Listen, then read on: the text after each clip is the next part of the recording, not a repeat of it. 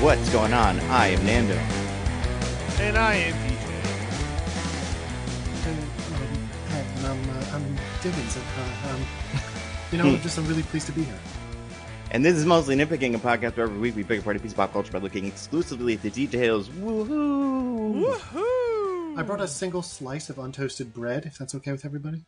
Classic stuff. I like this because people don't know. I mean, unless they saw it. Even if they saw it, they might. But I know what Diggins is up to. And I know what DJ is up to. Because DJ's did robot voice, kind of. And it was like a kind of girly robot voice, but like not, yeah. I would do the robot voice, because I do, if I say so myself, a pretty good robot voice. But no, we switched it up on you. Yeah. I just hope DJ would use some sort of like dated, queer community slang or something in his robot voice. Like, hold on to your vaginas. Not that that's that, but like stuff where you're like, okay, very good movie.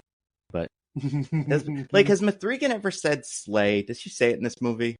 Oh man, I don't think remember. The marketing 1,000% has. Yeah. I don't think she has. That's good. Good for her. We'll talk about and this her. is the thing we're going to talk about. I think the marketing for these movies, or for this movie in particular, is way, way more annoying than the actual movie. Yeah, that's true. It's tough because I feel like the first one got by so heavy on like marketing, where they marketed the shit out of this movie. I understand why their impulse would be just do that again. But did you guys see? Oh my gosh! Do you see it in an AMC theater? Of course, No, that's the only one I ever go to. Because in AMC they have like these basically the silence your phone bit, but they have it with yeah. So before, I think the one before the current one, which is M3Gan, was Lilo and Stitch, and it's like Stitch is a real meanie. It doesn't sound like his phone, and he's Stitch like and eating phones and stuff. Right. And this one is like it's with M3Gan, and it's like the phone explodes in Stitch's tummy when he eats it. Something like that, right? Could that kill Stitch from the inside out? Because he's impenetrable, but are his organs? I don't know. That's a question for Jumba. Oh, yeah. But this one, it's like it's M3Gan, and she's like, "Hey, you better go see my movie, or I'll kill you." Yeah, I remember that one. That was good. That one. So they played it before me seeing M3Gan. I was like, "Oh, you got it before M3Gan." Oh, I got it the other day before whatever I saw. I don't even remember. You didn't get it before M3Gan? Special sneak preview of Jurassic Park. Yeah, which did have trailers. So cool. We're doing that. Just trailers for everything. But now it's nice because AMC on their website, I don't know if you guys have seen this, says 20-ish minutes of trailers before the movie. Like as part of Well, they say that now because now that's not true this? anymore. Now it's more like 25 to 30. Well, yeah, I guess the number is weird, but I like that because it gives me, but confidence to go late, but a little bit of confidence, not full confidence. I showed up a full 20 minutes late to this movie today, and the trailers weren't even over. Yeah. Well, let's talk about a movie that's not that one because we had news to talk about, you guys. And this is news that I'm pretty excited about, even though it might be bad. This has been a week of, and I try to keep up on my casting information and stuff of like stuff. And I think we maybe have mentioned this once or twice, but this week they cast maybe a lot of Street Fighter characters. I don't know if you've seen these, but I figured DJ probably hit one or two of them before. Yeah. Nando, so, what incredible serendipity. Do you know why that's relevant? Are you going to play with Street Fighter characters? Did DJ get cast as one? Who could DJ play? Dalsim, with all that brown face you have on right now. They called DJ about being in the Street Fighter movie, and he was like, only if I get to do brown face. And he's like, no, I want to be Vega, but with brown face under the mask. Ha ha ha. Can't win. This is, I wouldn't say this is surprise news, but I have unearthed something that is relevant to this conversation. Oh, what is it? So it's sorry for the derailment, listeners, but trust me, I have a plan. So we've got a consolidated list. Thank you, and Roger and the Discord, of our current debt. And one of the debt things is from the women's March Madness bracket, and the top two, Kier, Korth, and Spork, never revealed ourselves to call a movie. And I actually have the standings for this bracket, and I have the third place winner who put their movie, and that movie is the original Street Fighter. Nice, from 1994. Yeah. So now, we were probably going to do it as a lead into the Street Fighter anyway, but now we could just do it and pay off some debt and do it as a lead into whenever Street Fighter comes out in like 3 years or whatever. Oh, it's coming out in, we don't know, I guess, but we think it's coming out in 2026 at some point. Well, okay, but if they're only just casting it now, Nando, let's add at least 3 years to that. I was going to say. I know. So, but it's exciting for us because now we'll eventually do Street Fighter as debt, and it's just, part of this. And congratulations to G-Man. Congrats, G-Man. All right, G-Man. I was able to dig into the archives and find out that you were just doing Street Fighter now. You did it. You won. Congratulations, G-Man. And you could make sure to thank Kierkorth for never saying anything. And Sporked. Yeah. Sporked. And Sporked. Sporked. But they're making a new one, you guys. Oh, yeah. By Whoa. Kitao Sakurai. Not that Sakurai, but a different person with that last name. Who's the director? Last name. That's true. It is a common. But you hear Sakurai and you think Sakurai. Like, that's a guy who's like... It's like Cher. If you're an American video game nerd, yes. That's the one you think of. If you're a video game nerd, for sure. And like you love... I don't know. Did the kids? I mean, we've talked about this probably, but did the kids like Brawl and like Smash as much as we did, or was that like because that tournaments and such? But maybe they're all being played by the same people who played them 20 years ago. Yeah, I mean, current what children, do we mean by the kids? They like it. I think the kids like the idea of Smash. I think they tend to only play the one that came out around when they were our kids. Yeah, so, I think that's right. I don't know if the last one is too old for the kids these days to care about. But if a new one comes out, I'm sure the kids will play it. But they can't make a new one, right? Or could they? It doesn't seem like they're gonna because of we're getting another one. I don't know. Apparently there was some horse trading went on, but no, we're getting another one. That'd be great. Someone very smart predicted it. Well, that's great to hear. Oh yeah, we wouldn't want that person to be so embarrassed when they said something about what the Switch 2 would be launching with. I believe is the specific. No, prediction. I just said it would be announced. So okay. Well, you've got 6 more months for that to be. I forget why we're talking about this. Oh, Sakurai, right. So this guy, the director, directed among other things a lot of the Eric Andre show. So that's fun. That's interesting. I wouldn't necessarily think of that as Street Fighter cred. Why exactly? So like I'm into that. But we have a lot of rumored casting for this. Some of it we've probably talked about a little bit. I think Jason Momoa is rumored for Belanca. This we knew. Joe Anoi. So he'll be doing Greenface? He'll be doing Greenface, that's correct. Oh, that's Roman Reigns, right? Roman Reigns, yeah. Is Akuma, rumored for Akuma. Ooh, all right. Let's go. Akuma, that's right, he's Akumered. And then I think the other one that was rumored originally was Noah Centineo, was rumored for Ken, and the end of Ken. And that's a mistake, but whatever. I mean, I think the first Street Fighter movie... We'll talk about it when we do it, but like it was very much a Guile movie. Ken and Ryu were there, but they really didn't like feature as heavily in the plot as you would expect, considering they're kind of the protagonists of Street Fighter. So maybe they'll do something similar. But okay, so all the other ones, a bunch of other people. Did you guys see the potential Ryu that got cast potentially in this? I have not. No. Diggins, did you see? You want to take a guess? You get one guess. Who would you cast as Ryu? Damme. Oh, no. I'll give you a hint. It's not Jean-Claude Van Damme. It is a Japanese, at least partially Japanese person. So as part of it. Ooh, that would be great. He's too good for this. I don't think this movie has anybody quite at that level. Yeah, that's true. How about you, DJ? Any guesses? The Rock. You can guess. Okay. So, is this a world where you think The Rock is at least part Japanese? It's a world that I believe The Rock can do anything, right? That's true. The Rock can do anything. No, this is actually Andrew Koji, who, among other things, you may remember as Storm Shadow in the Snake Eyes movie.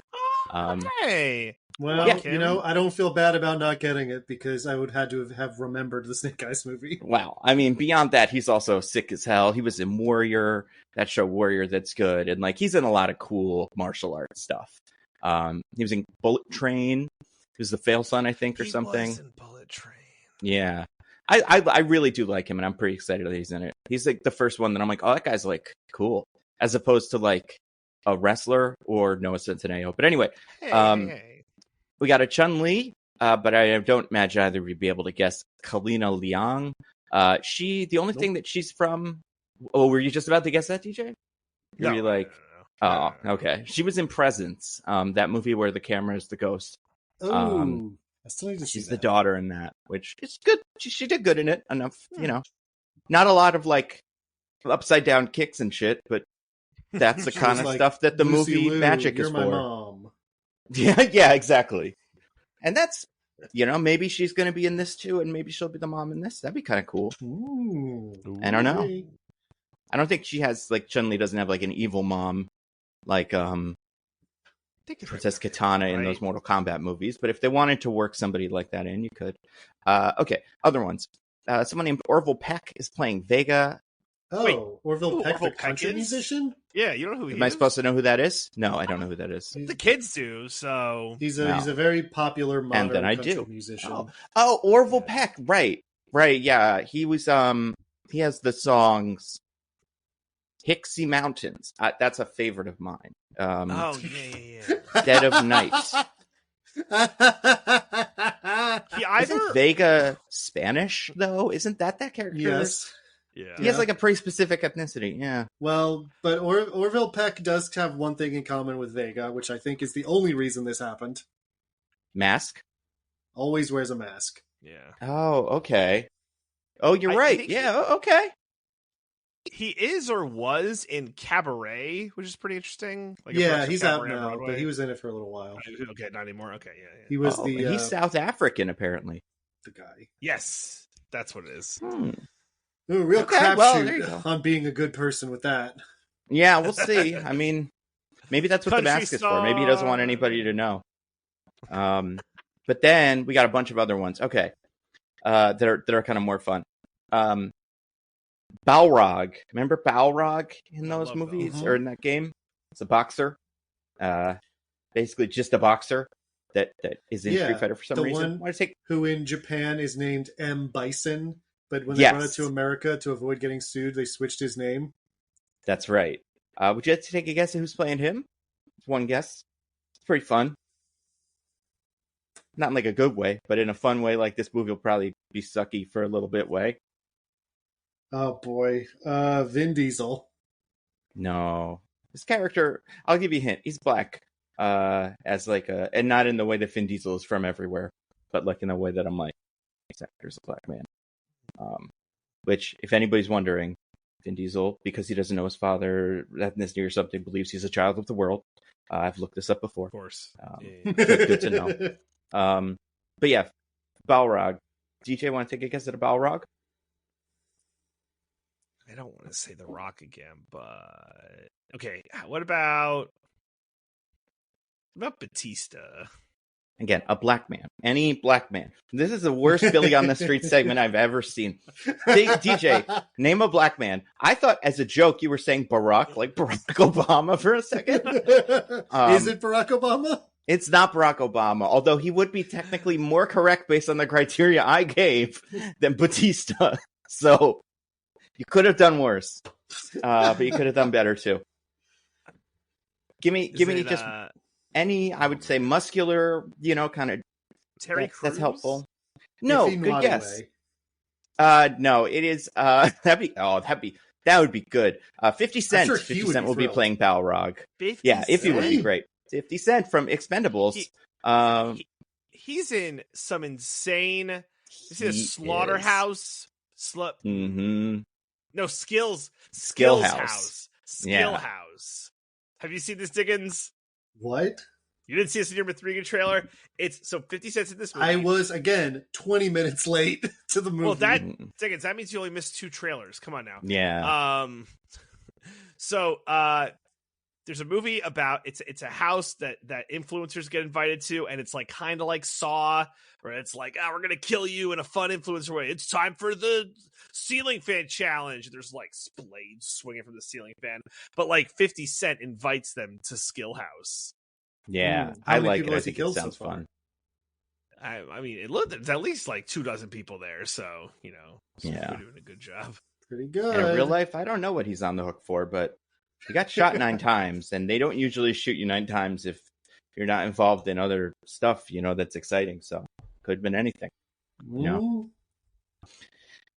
Allegedly, we'll see. Well, not allegedly. Allegedly, he definitely got shot 9 times. But speaking of other people, 2 or 3 others on this list. We have an M. Bison, potentially. This is easily the weirdest one for me, because he just doesn't feel like M. Bison. But he feels closer to the Raul Julia M. Bison in that it's kind of more of an actor than like a professional wrestler. So, anybody want to take a guess at our M. Bisons? I actually, unfortunately, saw this because I was Googling Street Fighter. This was in the news today and yesterday. Diggins, would you like to take a guess? Or well, obviously, it's our number 1 actor in the world, Tom Cruise. Oh my God, he'd be amazing. Now it's David Desmalkian. We all love him from, Polka Dot Man and stuff. And oh yeah, huh? See in the Superman movie? Probably not, I guess, because Polka Dot Man gets smushed, but shows up in a lot of stuff these days. So yeah, that's the only weird one, I think. He doesn't read as Bison to me. Actually, this is also a weird one. DJ, did you see who's playing Dan? Dan Hibicki? Yeah. Is that his name? Who's Dan? It's the one that's He's the guy who wears the pink gi. He's a joke character. Oh. Yeah, it's like he trained with Ryu but kind of sucks or something like that. Pete Davidson. No, but you're surprisingly close. This is the closest you've gotten so far. By a lot. Mikey Day. Other no, not an SNL guy. In fact, very much not an SNL guy. But very much Diggins? like Pete Davidson? Tim Robinson. No, that would be amazing. No, this is someone. Oh my God, yeah. So I didn't recognize this person by name, and I realized that I probably should. I think we've talked about him before. Andrew Schultz, who is a comedian, one of those Kill Tony guys. Yeah. He's like Manosphere, bro. Yeah, it seems like he kind of is. But maybe they'll give him a wedgie like Dan deserves, and then that'll be fun for all of us cool people to see. Well, and then last Dan one is traditionally a very a joke character who no one respects or takes seriously, and just is constantly humiliated. So, maybe good casting actually. Yeah, it could be great. I will say this last one is also rumored. It is the most recent rumor, so it's probably the least technically true. Like all the rest of those have kind of been sitting around for a while. We got a Guile today, potentially. Did either of you guys see the Guile? No. Do you want to take a guess at the Guile? I'll give you a hint. He's white.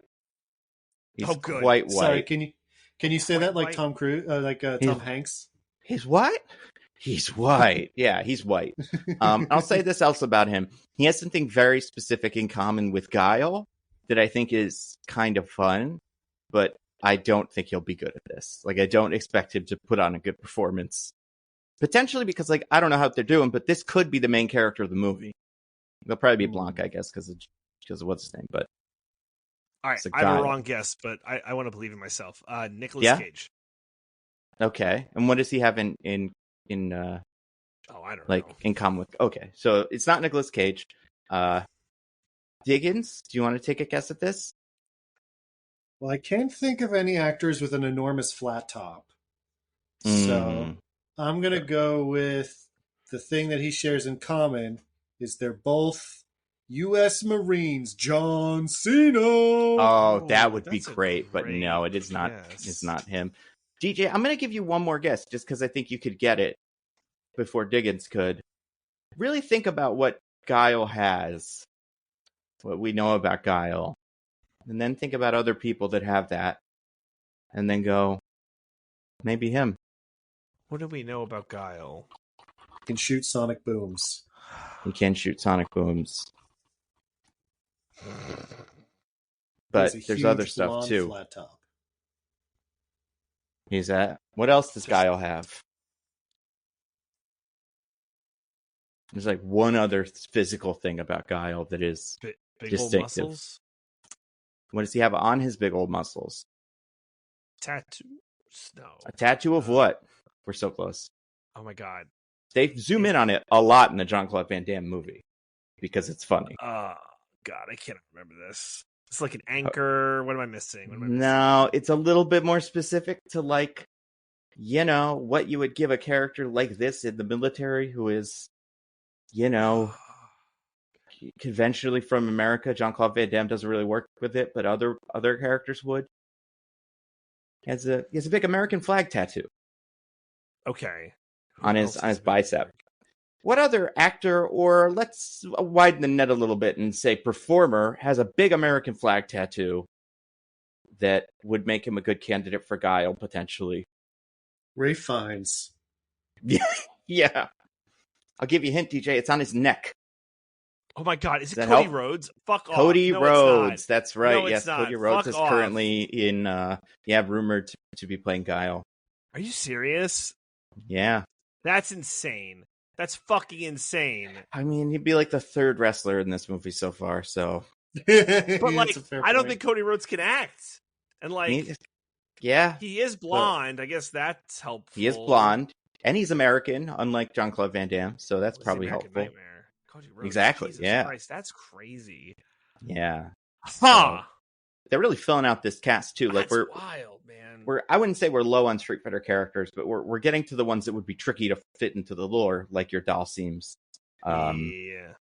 Huh. I imagine a Sagat will when are they probably gonna- make himself known eventually, because that's usually pretty. Are they going to put in straightforward guy. jury for all the foot freaks?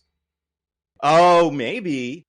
I mean, I feel like she's a pretty big character in recent Street Fighter games, if I remember correct. I haven't played one in a little while, but like, you see a lot of her. Cammy's the other one I feel like we'll probably get soon. Oh, yeah. But that's gonna be tough to find a worse actor than him, and he can't be upstaged by the Cammy unless she's the main character.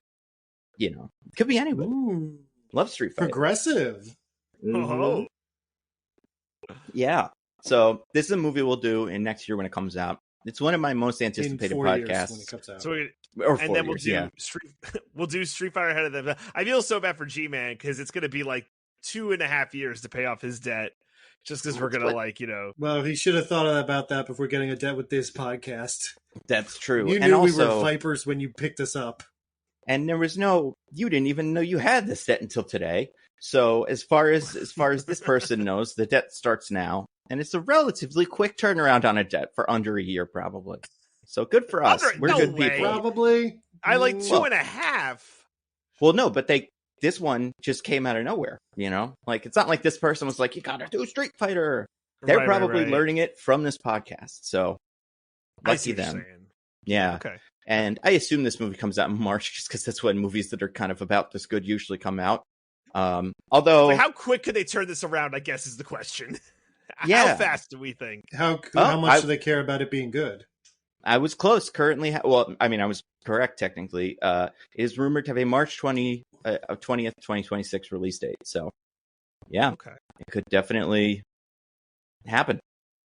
Yeah. Probably won't, but maybe. Yeah. I don't know. doubt it. Pretty excited. Yeah. I mean, And if you you know don't what? do several rounds of like post processing and editing and recutting the movie and test shoots and test screenings, et cetera, for years and years and years, then you can turn a movie around in a year, even a decently large one. But they're going to CGI the shit out of this movie. Yeah, I'm saying Or they are maybe going to they'll- do that, so it won't be out in a year. But I'm saying it is plausible to turn around even a fairly large movie in a year. Maybe they'll do the Street Fighter Legends of Chun-Li thing and just make all the special effects look bad and stuff. You know, like slow them all down and then they don't look. But then you're like, she did kind Nando, of do the kick. I have every confidence that they will do that, but they will also Yeah. do it in a way that saves no money. See, that all that is important. I'm I don't know. I don't want to say cautiously optimistic, but part of the Eric Andre show director just feels too interesting to me to fully write this off. Like maybe they have a wonderful, beautiful vision. Maybe this will be like a Man with the Iron Fists kind of thing, where they cast a lot of weird picks, but it's still pretty fun. To me, this reads more like a Colin Trevorrow Jurassic World Rise of Skywalker situation, where you have a director, or like you have someone on the indie circuit making like small stuff that people like, and then you're like, people like that one. What's the next thing in our list? Street Fighter? Give it to that person. And like they have no real attachment to it, or like really even the experience or knowledge necessary to helm a project like this, and it's just a complete disaster. How dare you? But yes, like correct. You know what else I like? The movie we're going to talk about today. And also, you know what else I like? This thing that I did want to bring up before this, because I think this is a pretty quick one. Polymarket, we were talking about this before, because everything is gambling. Has a list of the most likely candidates for Time 2025's Person of the Year. Okay. Now, obviously, we're halfway through, so there could very well be a new person that pops up. Maybe a baby just born. Like, I was going to say, or us or something. I don't know. Or us, for doing such a good podcast. But I'm going to tell you all of them except for one. If we end up winning that Golden Globe. Exactly. So, that will be and we'd be in pretty interesting company. Not all great, but it's definitely memorable. I'm going to read you all of them except for one. Okay. Starting at the bottom, LeBron James has a 1% chance. Vladimir Zelensky, 2% chance. Pope Francis, 3% chance. Xi Jinping, 5% chance. Elon Musk, 6% chance. Got it. Donald Trump, 12% chance. Benjamin Netanyahu, 14% chance. What? I'm going to skip second. And then the number one currently is Pope Leo with 32% chance, who is hovering at 25% chance. They're the second. Did you say Elon Musk?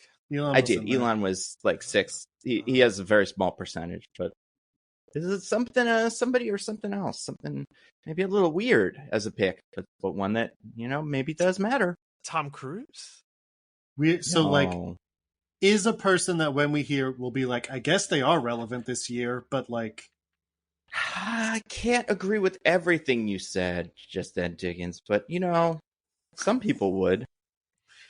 So we're going to hear this and we're going to be like, what the hell are they even talking about? No, we'll know what they mean, but I don't think what you described technically can be what this is. Okay, so it's a really weird pick. Kind of. Like, I think I get what you're getting at, but yeah, that's hard to think of. It is hard to think of. However, I think there's a chance one of you could get it in Ronald one Reagan. guess. No, that would be crazy. DJ, any guesses? This would win Times Person of the Year for 2025. Times Person. Jesus Christ. Are they going to put a mirror on the cover again and say it's you, the reader? No, but it's in that thing. And I would say it's closer to that, one of the more conceptual. Because they can only do it that once. I hope they know that. Well, we had a pretty good year this year. We're going to win the podcast award. Is it like The Moviegoer? No. The movies. No. Something a little bit more specific to something. Nicole Kidman in the AMC ad specifically. No, it's more specific to a very specific thing we're about to talk about. So I thought it was interesting that this is a little connection. Oh, is it AI? It is AI. Yeah, apparently that is the number 2 Polymarket Time 2025 Person of the Year. Now listen, maybe Time isn't even thinking about this, and Polymarket's just high on its own supply. So I'm gonna direct this to Polymarket and not Time. Hey, Polymarket, it's not a person. But is you a person? Yeah, are you a person? Maybe it is a person. Maybe that's what we'll learn from a certain movie. Oh my god. Maybe there's something to what we'll learn talking about certain movies is that I will accept this premise all day. In a fictional universe, I will side with the robots 10 out of 10 times in a fictional universe. But in this real world we have, they do not contain the divine spark. Okay? Wow. The gift of consciousness has not been granted to these glorified toasters. They don't deserve our respect. Wow. Well, harsh. Yeah, we'll talk about it, Very but harsh. that maybe colors someone's opinion on this movie. But we got to talk about M3Gan 2.0 or Matugan, maybe depending on how much you respect the title of the movie. This is a big movie this week, kind of. For It us. bombed, so not a huge movie for the world, but for us, maybe. Well, I And think this was an absolutely awful time to put this movie out. Like, what were they yeah, I thinking? think that's a big part of it. Yeah. And I don't think it was advertised particularly well, which Right. we will maybe get to. We'll get to But that. yeah, it stars most of the principal cast of the first M3Gan, besides all the people M3Gan killed. Directed by the same person, Gerard Johnstone, I believe, or maybe he wrote the first one. But No, yeah, it's got a. He directed the first one. He did not write it, but he did write this one. He did write this one. Okay, yeah, and yeah, it's. I mean, there's a bunch of new characters and people brought in. But, you know, it's got a lot of that old M3Gan spirit, and we're going to talk about it. But first, you guys, we got to get to the IMDb as the spelling bee, which is a wonderful, beautiful game that we play here on our show. And people think about a lot these days because of how stupid the IMDb summaries for movies are all the time. Right. So, you know, a lot of people will see an IMDb summary and go, wow, that's bad. And, you know, where they get the IMDb summary is actually really interesting. It's the space, and this is actually pretty complicated to like understand space. But we made that big telescope that takes pictures of space, the new one, and it's pretty good at finding space stuff, and it's cool looking. So you put it sometimes, you know, you put pictures of it online. But what people don't know is those pictures secretly have a code or something. That code, and funny enough, doesn't give you the IMDb summaries though, and it's like ones and zeros or something, but it gives you the location of an ancient Mayan thing or something. It's one of those kinds of ones where it's like, oh, the planets and the ancient civilizations and stuff. And they had a big calendar with all the stuff on it. Something we have even said before. So, you know, sometimes these sync up. But the calendar did not have the IMDb summaries on it either. It had a date. And if you go to that date in history, and I can't remember what it is, there was somebody yelling all the IMDb summaries on a corner of a street. And they wrote them all down. And then they took it and they put them in IMDb. And they were like, this must be the summary of all the movies. And that guy was, you know, kind of speaking in tongues or whatever. It was one of those situations. So you can't take everything they said literally. But IMDb tried. I kind of love the idea of a man in like 1500s Germany standing on the corner of the bustling village of Essen, just shouting out like, young Luke Skywalker, he has as Aquaman prepares for his wedding. Yeah, just like shouting. Everyone's like, what the fuck is Follows Carl talking Riley about? Yeah, it's a great, you know, and it was history is an exciting. That's what's so great about history. You know, there's certain things you find out as time goes on, and you go, wow, I didn't realize that's what that was. That's pretty cool. And you know what else is cool? This summary. So I will say, this summary's okay. I like this one, honestly. I don't think it's like bad at all. I wish I had more to say about it, but I think it's just a pretty solid summary. And I would love for you guys, Diggins and DJ, to take a guess at it. And then we'll see how we do.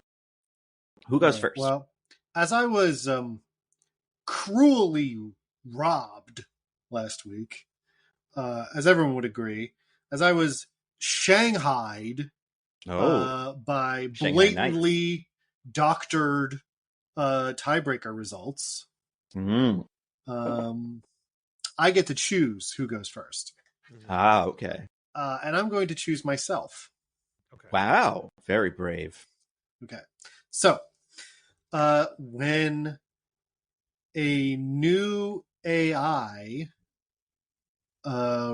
goes rogue,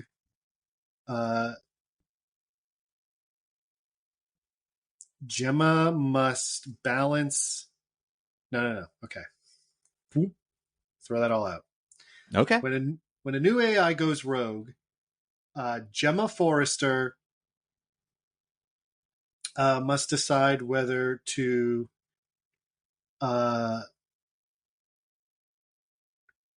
Gemma Forrester is forced to reactivate M3Gan, the rogue or the AI helper doll that once threatened her and her niece, Katie. Okay.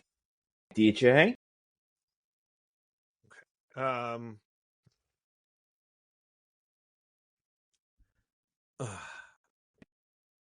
After the events, no. After. Okay. 2 years after Megan's murderous rampage, a new AI bot, Amelia, has a plot to take over the globe, and the only one who can stop her is M3Gan. Okay. Well, I was worried that one of you would do well. Because one of you started in a way that was somewhat promising, but it did so bad afterwards that I don't even count. I don't think that could even win it. Because I think to win it, one of you would have to get anywhere near what this is. And frankly, neither of you did. And I'm just going to read you the summary here because I do have tiebreaker already. It doesn't have to do with the summary. But here's where I'm like, wow. 2 years after M3Gan's rampage. Oh. Pretty good, DJ. Her creator, Gemma, resorts to resurrecting her infamous creation in order to take down Amelia, the military-grade weapon who was built by a defense contractor who stole Megan's underlying tech. Damn. So, yeah, neither of you had that stuff. You usually mentioned Amelia and stuff, but besides that, really, just nothing. I agree. And you know I fully agree, great. Nando. Despite his start, DJ fucked it up bad enough that we should go to a tiebreaker. I feel like if DJ did even a little bit better, I'd be like, oh yeah, that's, that probably wins. But man, really hard. But you guys, I have a tiebreaker here that I quite like. Okay. And we're going to try it. And we're going to see how we do. I don't know how, I don't know exactly what to expect here. But, okay. So here's the tiebreaker. As you guys know, the most important thing about M3Gan 1 and M3Gan 2.0 is the title M3Gan, which, as I'm sure you recognize by now, has what some would call Leetspeak in it. Means a letter has been replaced with a number. That is how the kids of our time, and perhaps today, used to make things look cool. And this is not the first movie that has ever used Leetspeak.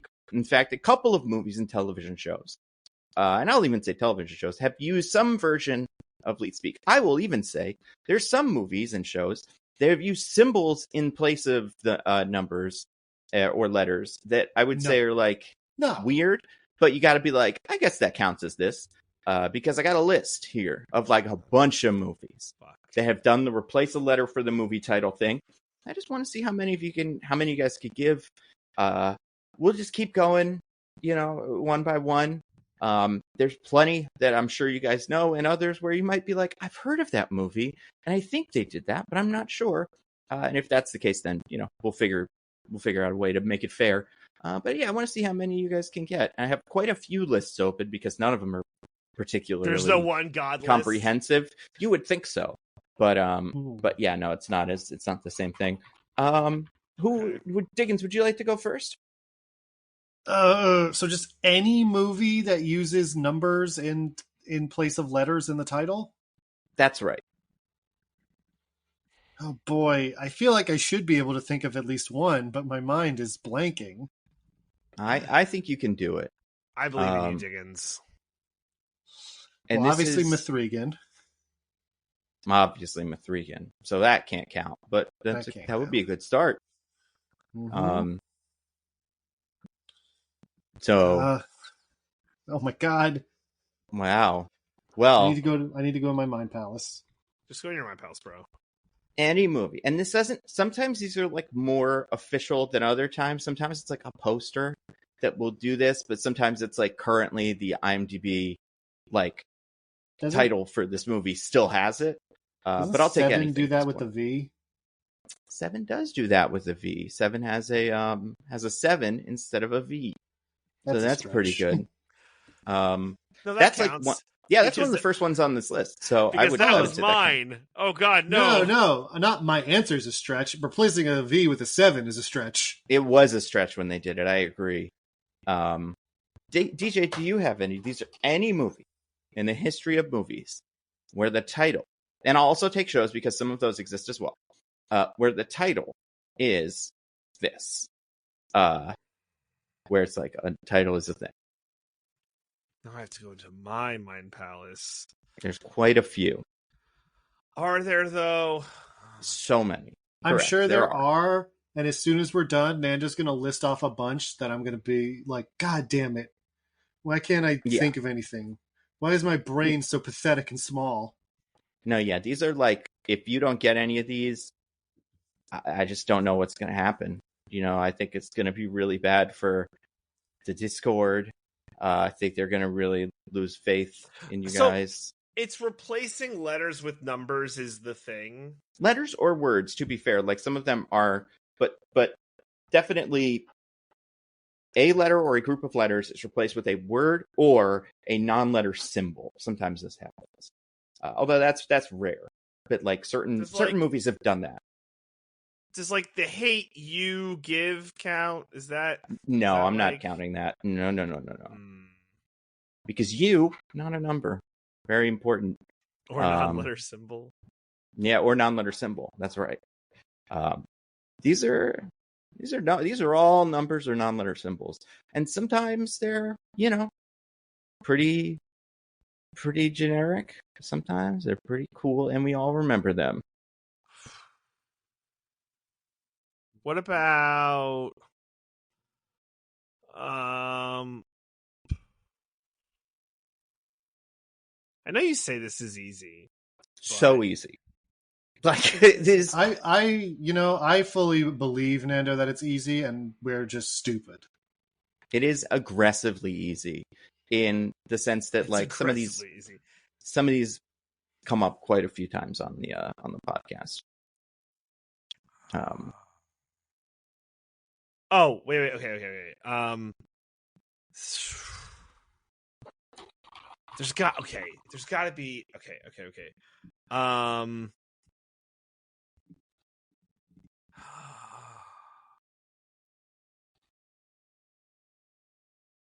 I don't want to. I'm so excited. Usually, dead air is not good on a podcast, but I think this dead air is going to be quite funny because the users and listeners are just going to be listening, going, "Oh my god, they're losing it." This is okay. I know there's some I know there's something with Step Up 2. Like Step Up to the Man, or like Step Up to... If I know exactly what the title is, can I steal this? At this point, I'm willing to just give it to DJ for saying Step Up 2, which is technically kind of what the name of the movie is, and I think I know the full name of the movie. I know it. I know, but I want DJ to get at least one. Otherwise, I'm really worried for what's going to happen to like his psyche. And I'll say that is neither of what I would say are the two absolute slam dunk gimmies they're just sitting waiting for both of you. Yeah, not even close. I do think that's like a pretty safe one though. I think that's on most of these lists and is one I think most people would recognize, even though most people haven't seen the movie. Although I think this is the Step Up movie that introduced Channing Tatum's character. So for that reason, I think it is significant. But I'm going to give it to DJ Diggins. Do you want to say the full name of it just for fun? I'm going to say it anyway, just for fun. It's Step Up to the Streets. Correct. Step Up to the Streets. Yes. Okay. Mm-hmm. Well, Nando, it's okay because in the time that DJ took to think of that, I remembered, and how could I ever forget? How wonderful movie, Expendables. Expendables, correct. Expendables does have a 4 where the A should be. That is correct. DJ, have you come up with any? Fortunately, I cracked open the mind egg that it's all Oh. flowing out now. And this has to be one of the layups, and I'm like upset it didn't come to me first. I kind of want to throw myself out a window. But surely you'll give me Too Fast, Too Furious. Too Fast, Too Furious is one of the layups, correct. One of the most iconic and one of the first, because these really didn't exist before 2001, where the first one of these happened. Although it's not that. But yeah, this was something that, Too Fast, Too Furious and Step Up to the Streets, I think, really brought into the mainstream. Diggins, do you have another one? Oh, do I? Do you? Do I? I still think there's some pretty solid ones. I feel like there's got to be a lot of really simple ones with 2 or 4. Like, this isn't my guess because I'm pretty sure they actually just used the word and it's not a number thing. But there's Shrek Forever After. But I'm pretty sure they just have the word forever. I don't think it is the number 4. Yeah, I'll give you that is not. It is just the word forever after. So that would not count for this list. But not a bad guess. Do we count things that instead of just being whatever 3 are whatever 3D? No, I would not count that. I mean, I wouldn't either, but yeah, I'm stretching, I'm reaching.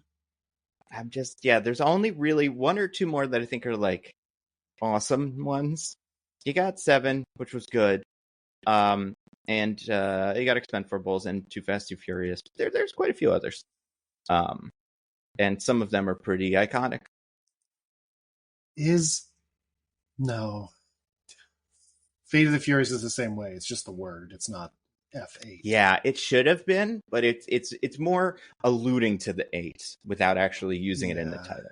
They should. They should have. Yeah, but they're cowards, and we know this. They're cowards, and they, don't want to make that next movie. They're just doing whatever they can to make sure none of them have to make it. They're just making an enrichment area for Vin Diesel where he thinks he's making the movie. Aw, that's great. I'm happy for him then. Everyone felt too bad to tell him that no one wants to do the movie. So yeah, they're just sort of pretending they're making it, like making him think he's being useful. Otherwise he gets on Instagram and just lets it go, Yeah, That's exactly. You got to keep him contained. Yeah. Any other guesses, Diggins?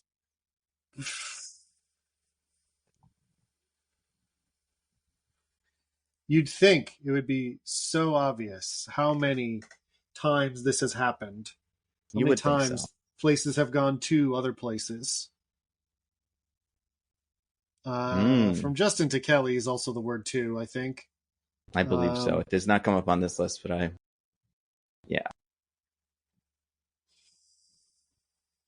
I'll Google it just to be sure. Yeah, no, it's just too. I think the problem with that one is it came out. Oh no, it came out in 2003, but that was before this was really, really kicked into high gear. Popping off. Yeah.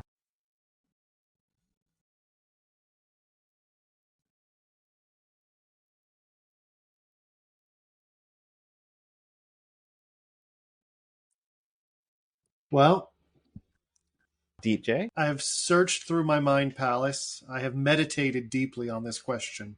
I have communed with the ancients and with the land. Yeah? Mm-hmm. And they don't really watch a lot of movies. Oh, they should start. Yeah, I told them. They shouldn't watch these, but they should start watching some some many others. movies. I'm sure there's something you would enjoy. I do have one for the golden home run ball. Oh my goodness. I can't wait to hear it. Are you giving up? Turn. If DJ thinks he can do it, he can try. Well, luckily, Diggins, you said something when that opened my mind palace. When you said Expendables, that opened my mind palace to the incredible movie Fan4 Stick. Fan4 Stick, correct. the most Now, you see, iconic the of the problem movies with is, the number in the I title. don't believe that movie's real. Well, yeah, you should start. I could never have thought about it because I don't believe in it. Well, you should start believing in ghost stories, Miss Swan, because you're in one. There is Fan Four Stick. So I'm going to say DJ wins it. Thank God somebody got Fan Four Stick. There are quite a few others. I'll go through them. And get Fan Four Stick. I mean, I'm a little surprised, but yeah, that it took that long. So 7 is canonically the first one, 1997. There's a movie called Simone, starring Al Pacino, about a man in love with a robot or something, which is 1 and 0. The show Numbers has a 3 for the E. And that's just interesting because it's numbers. I would have accepted these, although I don't think these are what you would expect. Atlantis, the Lost Empire, used Greek symbols and like Roman numerals or something. The Greek letter lambda replaced all the A's. And in that same vein, Borat used the Cyrillic letter that replaces the A. But then you got 13 Ghosts, where the T and the E are a 13. And that's a great one. The movie Layer Cake takes the 3 and the 4, or takes the 4 for the A and the 3 for the E. Happy Death Day to You, 2. Oh, yeah. Scream 4 for the A, obviously. And I do kind of remember that one. Madagascar 2, Escape to Africa. That's one of the other 2s. And obviously great. Yeah, like kind of like Step Up to the Streets. And I think that's it. I want to say there was one more, but I can't. Oh, Taken 3. Got an E where a 3 where the E should be. And Transformers Age of Extinction did the same thing with a 4 and the A. Hateful Eight also had an 8 sometimes in the title, where hateful, like the ATE and hateful was an 8, although I think that barely makes it onto any of these posters. So I would have counted it if you said it. And yeah, X-Men 4 Bulls, and the upcoming Solma 8, which has an 8 in the title, which is some sort of sequel to these. So yeah, but I'm glad you got Fan 4 Stick because it is the most important one. I'm glad to. Yeah. And also, it's thanks not for real. saying Expend 4 Bulls. It's not real. Appreciate it. And that means DJ is the winner of this week's IMDb as a spelling bee. I will say you did have the closer title, although both of the titles were all over the place. Like neither of them were great.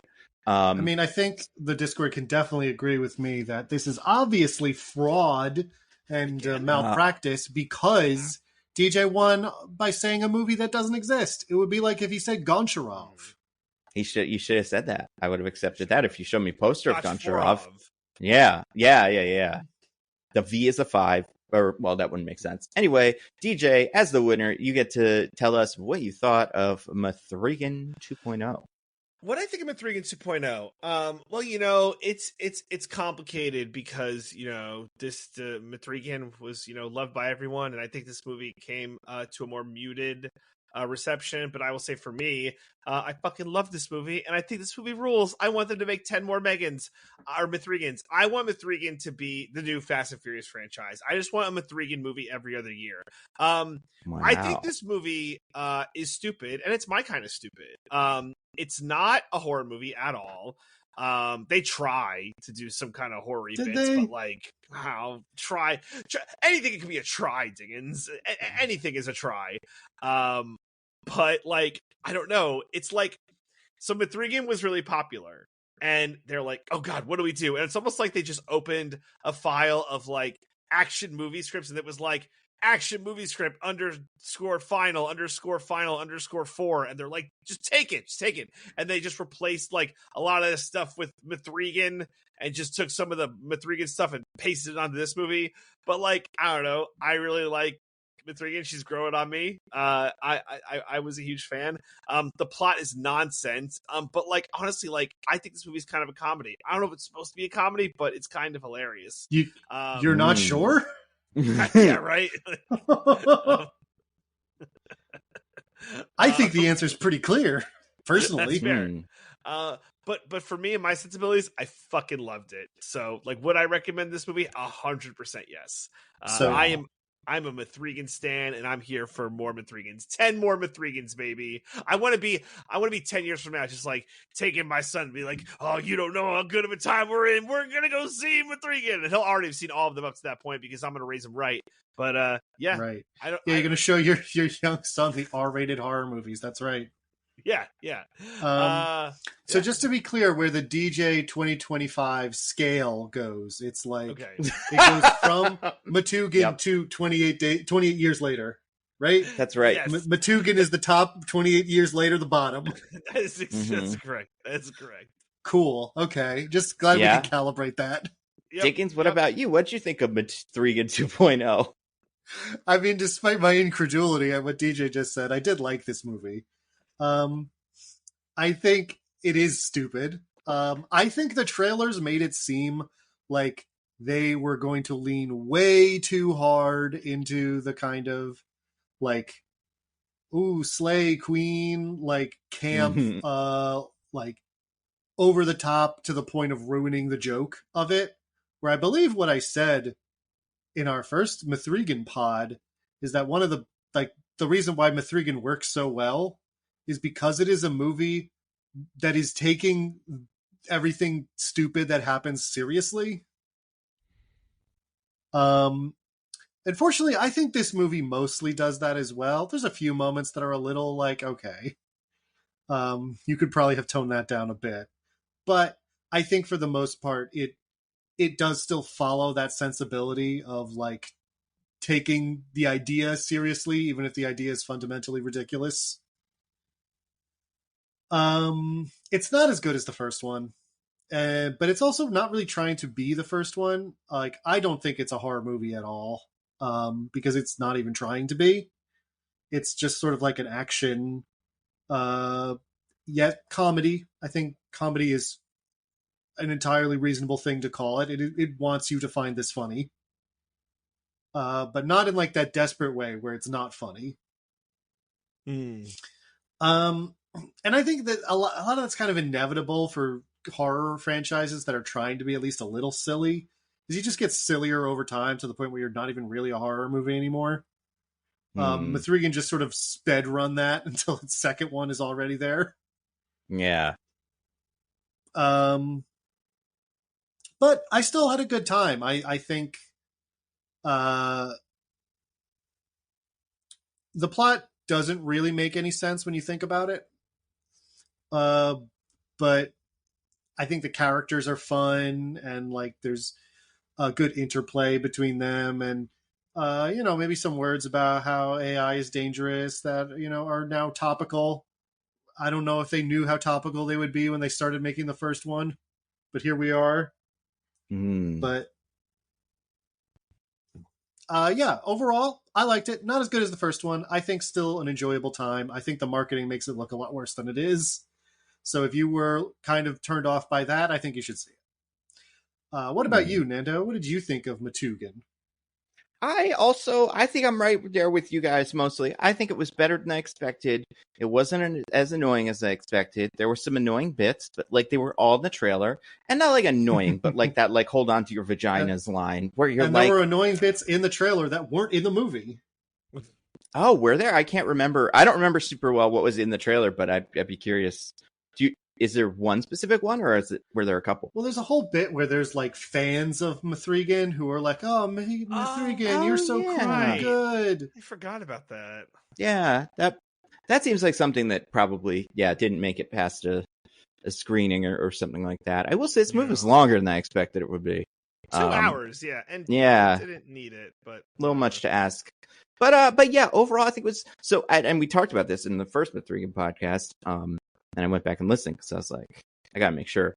But when we were wondering what it could do as a sequel, my suggestion was Terminator 2, and that's what it did, and made an action movie Yeah, where that's true. you have to team up with the bad one from last one to fight an even worse one.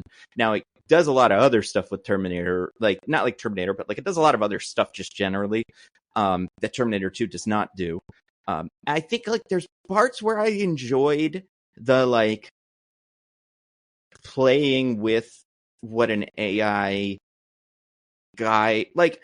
There were characters I liked more than others. The retarded cast is stupid, but kind of fun. I like some of my I'm really 50-50 on almost all of them. I think all the new additions worked for me. I think Amelia was kind of cool.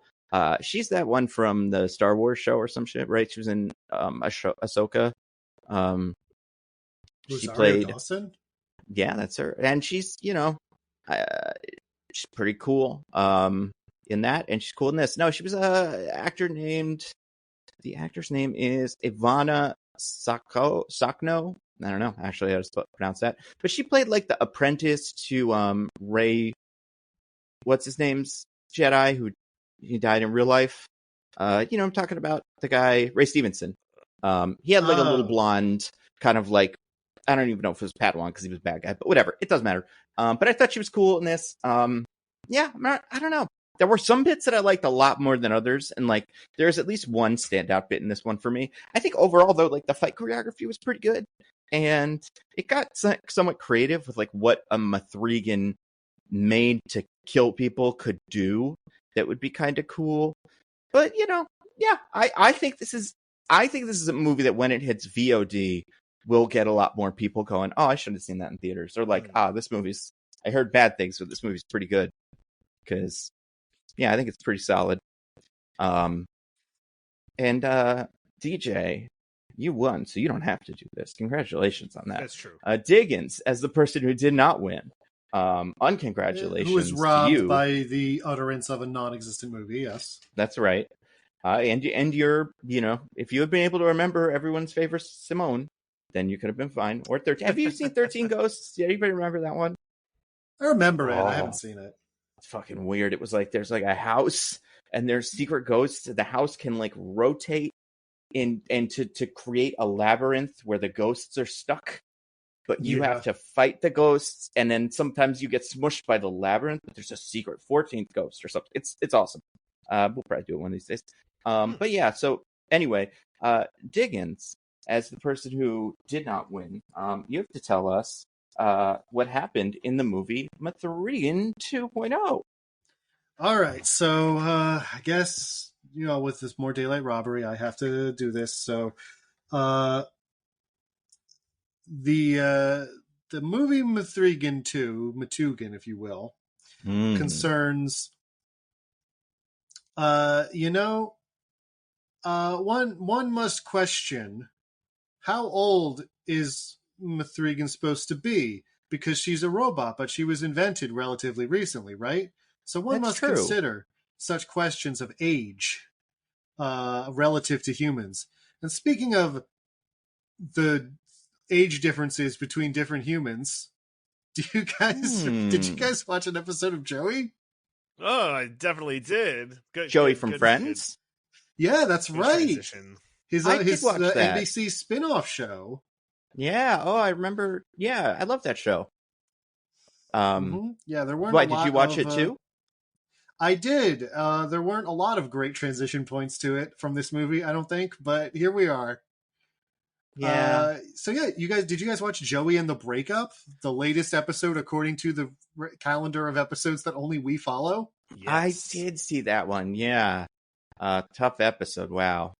What a subject matter, but I know. It's one more Nando, until the finale. So Nando, would you believe it? When the title refers to Joey and the Breakup, it's actually ambiguous what it means specifically. Yeah. What? That's true. It really makes you think. What happened in this one then?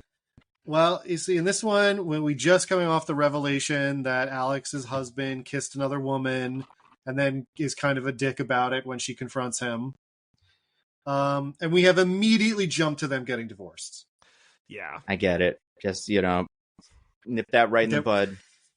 They were like, we don't want to pay... Plot. We don't want to pay the actor who plays her husband anymore. He's gone. He's out of here. Adios, muchacho. And I don't have a problem with that from a story point of being like, you get to the betrayal and it's like, okay, an actual divorce would be a lot more long and drawn out and horrible than this probably. But from a story point, we've got to yes, okay, it's not going to get fixed from here. We can move on. But I felt like the story left it, last episode left it at a point that made me think there would be more. Mm-hmm. And what were you going to say, Nando? Sorry. No, I agree. It's a weird, there's a weird, energy about it, and the energy switches. But, yeah, I'm with you. I agree. Yeah. So, Joey and Gina are like kind of intermittently trying to cheer up Alex throughout the episode, but it's a very minor plot, and this is about it. Meanwhile, Michael is in a much better mood lately. He's singing around the house and generally got a pep in his step.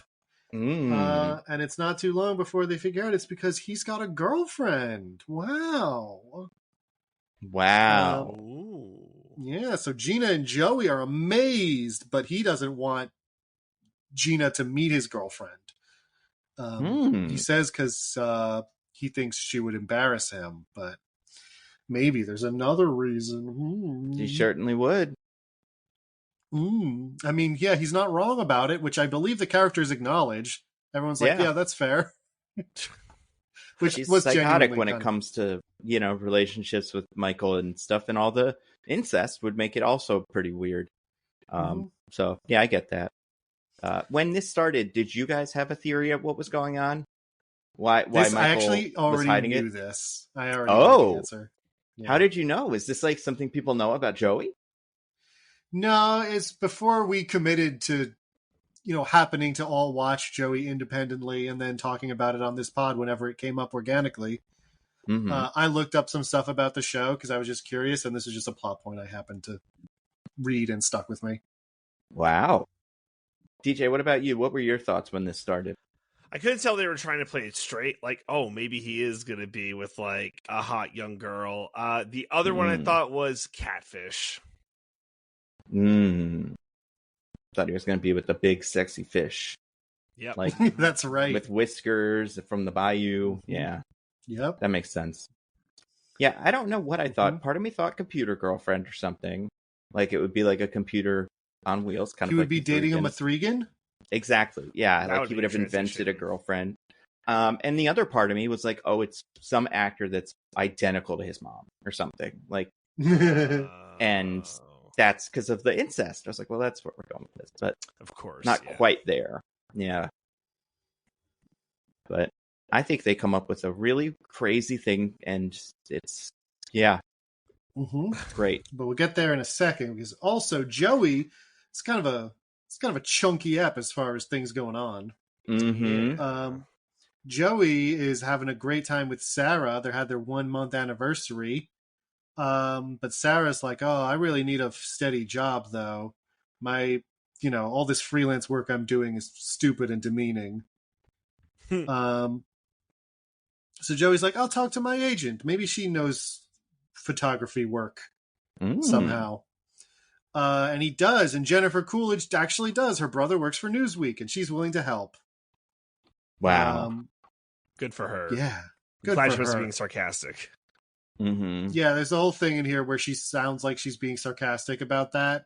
And Joey's like, all right, I'm just asking. Jeez. And she's like, no, that was real. I do know. My brother does work for Newsweek, and I can ask him for help. Weird bit. They're really getting to the Jennifer Coolidge of it all the further this series goes on. Yeah. And, she's fine. There's a really weird Jennifer Coolidge plot coming up, I think. Okay. Because I watched ahead a little foreshadowing. bit, so. Yeah. But yeah, that works immediately. Sarah has a job with Newsweek, but it requires her to move to DC all the way across the country. Oh, no. And Joey's like, oh, no, I can't tell her not to take the job. It's her dream job. But also, I really don't want to lose her.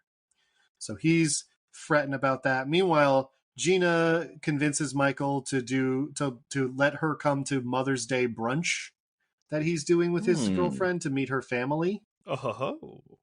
Wow. And, at first it seems like it might go okay. Gina's being nice, but the nice young lady who answered the door isn't Lorraine, Michael's girlfriend. She's Lorraine's daughter. Oh, no. Yeah. And it turns out Lorraine, his girlfriend, is a 45-year-old woman. What? Love it. No. Now, how old do we think Gina is in this show? 30? I mean, she's got to be like 34 to 36 if Michael is newly in college and she had him when she was in high school, right? Right. Yeah. Yep. So, yeah. That would be the math. So Lorraine is older than her by a decent amount. Yeah. Cool. Very progressive of them to have it be this crazy romance. And where did they meet? How did they know each other? Oh, they met at school? Uh-oh. What? Well, actually, it turns out it's not that bad. She's a librarian. That's right. She has no power over him. Yeah, they saved that. They saved it. She has some power over him. I don't think they consciously saved it. I think, yeah? That when it comes to book sales and stuff, yeah. Okay. He's coming back for more no matter what. Traditionally, libraries don't sell the books. That's true. Is it a bookstore? I thought it was a bookstore. Oh, she might have said campus bookstore. I think it's a campus bookstore.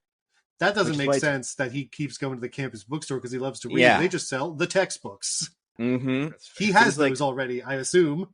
And she says that in one of the, at the end, she's like, I got a new physics book that just came in. And he's like, oh, baby, I love those. And you're like, buy those for fun. And also, don't you have the old one? It's got to be pretty similar. But yeah, that's not what you would, if you were interested in science, those aren't the books you would buy for fun. You would buy journals. Mm-hmm. But anyway. So Gina is all weirded out because Lorraine's so old and she doesn't like it. And Michael is mad because Gina made it weird. And I'm like, I feel like Gina's on the right for once, but okay. Yeah, it's tough. Because, love is love, but also... Love is love. It's pretty weird. I guess with her being a bookstore employee, she's not a professor or something, or someone with power over him that would make it gross. But it's still a little weird, right? Oh, it is a little weird, but it's just not I would say, okay, here's what I'll say. Even if Gina is not necessarily in the right, Gina is fully reasonable in her reaction.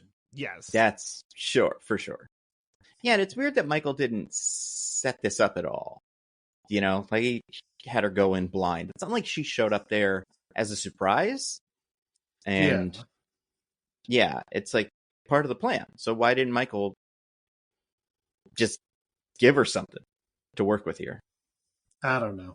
But he hates his mother. Then he goes to have more wonderful sex with her. Hell yeah. But it turns out, she's seeing other people. She's seeing a professor who's 65. Oh my God. She's Michael's professors, I think, right? Yeah. That's right. Not even just one of his professors. One he was going to be a research assistant for. My goodness. So he's all upset, but Lorraine's like, Michael, we were never going to have a serious relationship. I'm twice your age. You idiot. Come on. And if she laid down expectations or didn't say we're serious, we're being serious stuff here, then I think it's kind of on him for assuming, right? Yeah, I guess he's a little kid who is so, Yeah, she should have been too naive, Yeah, I don't know. I guess it depends on things we don't see. Mm-hmm. Right. Well, I feel like him bringing his mom to the thing is a step, Yeah, that's maybe a thing that if the pretty young thing I'm sleeping with for fun said that, I'd be like, I don't think that's what we're doing here. Exactly. Yeah. So, yeah, I think it's still mostly on her, but I don't know. Listen, the important thing is he's sad about it, but the idea that it happened at all is finally funny enough that Alex can laugh again. Yay. Yeah. Good for Pretty her. good. The real heroes. Meanwhile, Joey makes one of the rare direct references to Friends in the show. Yeah, I couldn't believe this. Mm-hmm. He references how he once told Rachel he loved her, but then she ended up with Ross anyway. The reason being that the Joey-Rachel plotline was bad and nobody liked it. So they decided to bring it up again in this show. Well, they bring it up as, he doesn't say her name, and he just brings it up as it didn't work out for me last time. I don't want us to do it again. Right. So he doesn't tell Sarah he loves her. but he implies it and asks her to stay. And she's wavering at first until he asks her to move in with him. And then she says yes, and she's not going to go to DC, and they're going to move in together. And I definitely know this character and Madchen Amick as a big star from Joey specifically, so I'm sure this is all going to work out just fine. Yeah, I don't know why they didn't just kick her off now. Why they're like, really you gotta twist the knife for the finale. I suppose you do, because I believe next episode is the season finale. Yeah, that's right. Well, and it's great. It's a great. So what do you guys think of this episode of Joey? Weird. That's fine. Yeah, like a little too much going on, right? Yeah, and I don't think the Joey stuff didn't work for me, because the relationship isn't going to work, and I do find the girlfriend character just kind of boring compared to like what I feel like we could be doing with a character like this. So right. Well, I'm fine with less of her. Like, she doesn't exist outside of her scenes with Joey, so she doesn't have a personality outside of she likes Joey. And so like she's like fundamentally not interesting as a character. Yeah. Mm-hmm. Which also, it really makes it seem like probably not going to stick around. Yeah. Because like the only major like significant other who ended up like sticking around until the end was Paul Rudd as Mike, and he got like storylines with friends who weren't Phoebe, or like storylines with Phoebe that were about him. Like he got to be a character, whereas that's not happening here. So don't like her chances. Mm-hmm. Yeah. I can't wait for this to be over so Joey season 2 can start, and then we can really get into what makes this character tick. That's right. That into Joey. Yeah. I hear Joey season 2 is the real like intense character study season. I believe thank goodness. Mm-hmm. They really put Joey through the psychological ringer. Mm-hmm. Really break him down to his essence so we can find out who he really is. I do want to be fair. I do think there were some funny moments in this episode where like the family members were trying to guess what was wrong with the girl or something. But I can't remember what any of them were, so probably not great. But that something like that kind of works. Well, the first part was like, I met someone, and they're like paused and like, I met a girl. Like that was first we had to get the homophobia out of the way. Mm-hmm. It was the 2000s. Yep. Yeah. But anyway, guys. Wow, so much Joey. Everyone loves it. It's everyone's favorite part of the podcast when we talk about Joey. It really is. But the folks want more Joey, as we keep they demand it, but again. we can if there's one thing we never do on this podcast, it's give the people what they want. Exactly. That's true. And, eventually, Joey, I think like what's her name show is coming back, right? I think Lisa Kudrow's? The comeback. Yeah, so maybe this will get Joey coming back. Maybe this will be third season of Joey because the people love it. Yeah. So, but in the meantime, while we fervently hope and pray for more Joey, we can instead talk about M3Gan. Oh yeah, M3Gan. Now, before we get into it, of course, we all know the wheel is still competing in that reality game show. Yes. Where it needs to survive in the Australian outback. Mm-hmm. What's it called?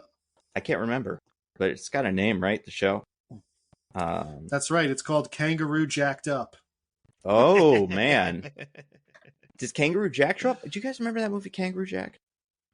Yeah, the advertising made it seem like it was about a talking kangaroo, and it wasn't. Yeah, that raps, and then it didn't even have a kangaroo that talked at all. Listen, if they were going to sue any movie trailer, it shouldn't have been that yesterday one for having Anna de Armas. It should have been Kangaroo Jack for implying there would be a talking, rapping kangaroo. Mm-hmm. Yeah, that was crazy. I've never seen it, but I do know it doesn't have a kangaroo. You know what we're talking about, DJ? Do you remember the rapping kangaroo? I do remember the rapping kangaroo. Yeah. Yeah, it was huge. Did you know that that's not actually in the movie at all? Or rather, I think there's like a brief hallucination, but the kangaroo is just a normal kangaroo. That part I did not know. So Yeah. that's kind of upsetting to learn. Mm-hmm. Everybody's got to learn sometime. It's called that. Yeah. You truly become a man when you learn that Kangaroo Jack doesn't actually have a talking rapping kangaroo in it. I'm gonna have to really do this. Podcast is gonna be different for me now, unfortunately. You're gonna have to think about when you got to break that news to Jackson. Yeah, I know that part's Jackson, tough. as we call him. Oh my God! Yeah, just wait. Oh God, you're right. He's gonna be heartbroken. Yeah. He's gonna be like the singing rapping kangaroo, just like my name. I'm so excited to see the movie where he comes from. And it's it's a movie that had two guys in it. That's the only other thing I know about it. I've never seen it, but I remember there were two guys, and they probably weren't Australian. They were probably stuck there. I doubt something. Yeah. Let's see. I imagine one of them's named Jack. Anyways, that's what the wheel's doing, which means we need to replace the wheel this week, and I've actually got the jet ski here. Oh. So anytime you feel the need to just hop in, make an interjection, really drill down on a thing I've brought up, or bring up something I've forgotten, you just hop on that jet ski and you give it a little vroom, vroom, vroom. And go ahead and make say your piece. But in lieu of those, I'm going to describe the movie M3Gan. So, we start with a little recap. Do we start with the recap, or do we start with the secret mission? Yes, we start in media res, as all great movies do. Yeah. Yes. Start in media res. We see a young woman kidnapped by some sort of vaguely ethnic extremists. Yeah.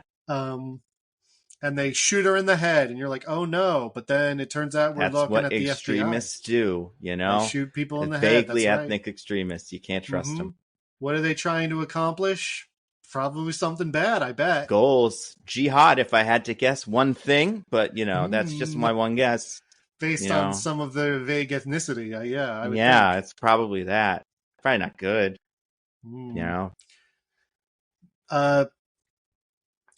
So we go to an FBI room where a guy with a mustache is like, the future of killing people is here. We've done it again. We're the world's leading innovators in murdering people from far, far away. Yeah. Because it turns out they're providing support on a Saudi operation, a detail for some reason included in this movie, where they lent out their asset, Amelia, who's a robot. Oh. Amelia, that has AI in it, but not in that order you'd want. Because but reversed. Still. I would love it if in this movie someone did like an Alucard Dracula thing where they see her name in the mirror, and then it starts with AI, and they're like, oh. That would be sick. But yeah, so Amelia's a robot that the United States government made, who does cool spy stuff, kills all of the vaguely ethnic extremists, and locates the scientist man that she's here to save. And everyone's like, yeah, we did it. Amelia's great. But she kills the scientist man she's here to save, and then it hacks all the stuff in the FBI or wherever. No, he's not the FBI. He works with the FBI later. Whatever organization he's supposed to be part of. Oh, do you not remember who this is, Diggins? Something. No. It's the Defense Innovation Unit. Oh, obviously. How could I have forgotten? DIU. A real thing. Are they making this? No, man. So this is just because I'm like a nerd about this stuff. But like when that flashed, when they said that it flashed across the street, I'm like, I can't fucking believe it. I'm convinced that the DIU paid M3Gan to put their name in here, because there's no fucking way the writers pulled this out unless they were doing some Googling and be like, well, that sounds pretty cool. Defense Innovation Unit. Whoa, DJ, are you suggesting the U.S. military would pay movies in exchange for favorable coverage? I can't believe that. Yeah, but they usually would have a cool guy instead of Mustache Man. Right, yeah. Being the guy. Yeah, that's the only thing about it, is they don't actually come out of this movie looking that good. No. Yeah. But there's like a real, when they the Defense and Innovation Unit, I was up in my chair. I'm like, oh, all right, let's You go. did that Leo point. Yeah, yeah. So wait, do we know exactly? Is this like when the one that The Rock is part of in the Fast movies only does Kind passports? of, actually. The diplomatic security services. Is kind of that, because this is not at all what they do, and we don't have to get into it. But well, DJ, actually, I would love it if you could give us a room and explain some of this. And as DJ knows, like we don't, or not as DJ knows, but as obviously everybody knows, they probably don't say they're making M3Gans or Amelias or whatever, but then secretly at like some sort of sub basement or whatever, a bunch of M3Gans and Amelias running around. So you can't trust them. All right, so vroom vroom. I'm on their website right now, and here's what the About Us is, real quick. We are building a more secure world. DIU strengthens our national security by accelerating the adoption of leading commercial technology throughout the military and growing the national security innovation base. We award scalable contracts to companies offering solutions to national security challenges across a variety of technology areas. I mean, that all sounds pretty M3Gan to me. Also, the one thing is is M3Gan's not a consumer-facing technology. It used to be, but it's not. But besides that, all checks right out. Also, I guess I'll put the link in the chat, but the picture they use on their website is just a guy with some kind of patch on its arm that looks like one of those patches you use to track your glucose if you have diabetes or something like that. Not that isn't cool, but it's I don't know. This is just I am not impressed by this organization based on man with patch on arm. But it's got computer on it. Hold on, DJ. You didn't do a good enough job selling the patch. It's computer and microchip and stuff. This could do anything. This could give us augmentation. When you have a computer on a thing, then the possibilities are endless. Exactly. Look at how bored that guy is by it, though. He should be doing a cool pose. Then it would be holy shit. This guy's going to rip everybody's heads off in here. I have to emphasize, you guys know how in old movies or whatever, the greaser, the punk would have this box of cigarettes rolled under his sleeve? Yeah. It's kind of like what this computer is with this guy. Mm-hmm. Pretty cool if you ask me. He's ready with computer on arm. Yeah. Mm-hmm. I mean, do you guys have computer on arm? I don't think so. I don't have computer on arm. This guy's going to beat the hell out of us. Yeah. He can be like Idris Elba in Hobbs and Shaw. His arm computer will do all the calculations about how the punches he needs to do to me to just destroy me. Mm-hmm. Did you see apparently Idris Elba hasn't watched The Wire? Really? Yeah, because he's it's weird. I don't like it. Because I'm in it. And that's good. Me and Idris Elba both haven't watched The Wire. And if anybody's you should watch it, I'm well, Idris Elba said no. So I don't think I have to anymore. I don't think Idris Elba was giving advice to other people. I think he was just saying it's weird to watch myself. Well, but I take Idris Elba's advice on everything. Of whatever he does, I should do as well. So gold, cryptocurrency or whatever, probably. And then this. DJing. Also DJing. He loves to DJ. He did do that. Yeah. All right. Well, getting back on track, I guess. Defense Innovation Unit, Diggins. Defense Innovation Unit. Yeah. I'm kind of bummed that the DIU doesn't have a little sticker that says as seen in M3Gan 2. But, on their website. That's what I would put. They should put that up. But maybe they don't want to because they get hacked super hardcore. Yeah. And they lose Amelia, who goes rogue. And they're like, uh-oh. Then we get a little recap of things that happened since the last movie. Gemma got arrested because she built M3Gan and M3Gan killed people. Mm-hmm. But it's not clear to me if she was convicted and served time or if she got acquitted. But either way, she's out now. Now she went to jail, I believe. But did she go to prison? I don't know. It's a good question. Did M3Gan say anything and go hey, you went to jail. While you were in jail, I did this. I don't remember. I don't think so. Yeah, you're probably right. But anyway, she's doing pretty well now. She is a big time activist in favor of regulating AI and technology. Not at all topical, subject these days. Yeah. And she even met a man. Oh, Christian. is a fellow like AI ethics activist. And so they work together. And this guy, they recognize him? I did Nope. not. He had a short run on SNL recently. Oh, really? The actor's name is Aristotle Athari. I can't remember what his character's name was, but mostly he had one character whose deal was he was like a lounge act, but he was kind of like Bjork, and people would be really excited to see him, but his whole thing would just be like, I am John, and then he would do a little thing, and everybody would go, that's boring. But the people in the crowd would be psyched. He did that. I don't know. But that's kind of why, if you're like, I kind of know that face, that's why. Okay. Not a ton of stuff. Funny though, I liked him on SNL when he was on. Like, I think he had an interesting vibe. Well, did we like his him name in is this Aristotle, movie? which is really weird. What'd you say? Did we like him in this movie? The jury's out. Yeah, we'll see. He's all over the place in this movie as far as what his whole deal is constantly. So Gemma is still raising Katie, and they're doing better. She tries to be an active parent, but also there's some problems. Exactly the nature of those problems, whether it's that she's not there for her or she's too overprotective, so she's there too much.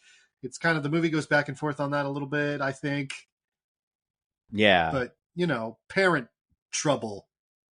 The same parent trouble from the last one of these too. Like, oh, you're not paying enough attention to me, and like, oh, you're not letting me be a kid. But then, I guess she didn't learn those lessons, because her lessons were, I should not let you get M3Gan, and then... Which, to be fair, is a good lesson to learn. It's a great lesson. Although, I mean, looking at it now, it's all pretty good. You just don't want to be on the business end of a M3Gan, but having a friend M3Gan is good. But so, she is late to a meeting with her lab mate worker people from the last movie, because they made an exoskeleton that makes people super strong, and they're demonstrating it to an investor. But because she's not there, the guy punches the investor in the face with his super strength, and they don't get any money, and they're sad about that. But then who, to our wondering eye, should appear but Jermaine Clement? Oh boy. Jermaine Clement from Color Purple. Harold and the Purple Crayon. Extremely similar, Nando. They would have been great in the Color Purple, though, let's be honest. They just remade it, so it's not a little too soon for another one, but I think they can squeeze him in the next time around. Yeah, I think if he's still around, then they should definitely put Jermaine Clement somewhere in there. Yeah, he's a bad guy in that, I'm sure. I haven't seen it in a while. I'm pretty sure there's space. But yeah, what do you mean in a similar role to the one from the Harold the Purple Crayon movie?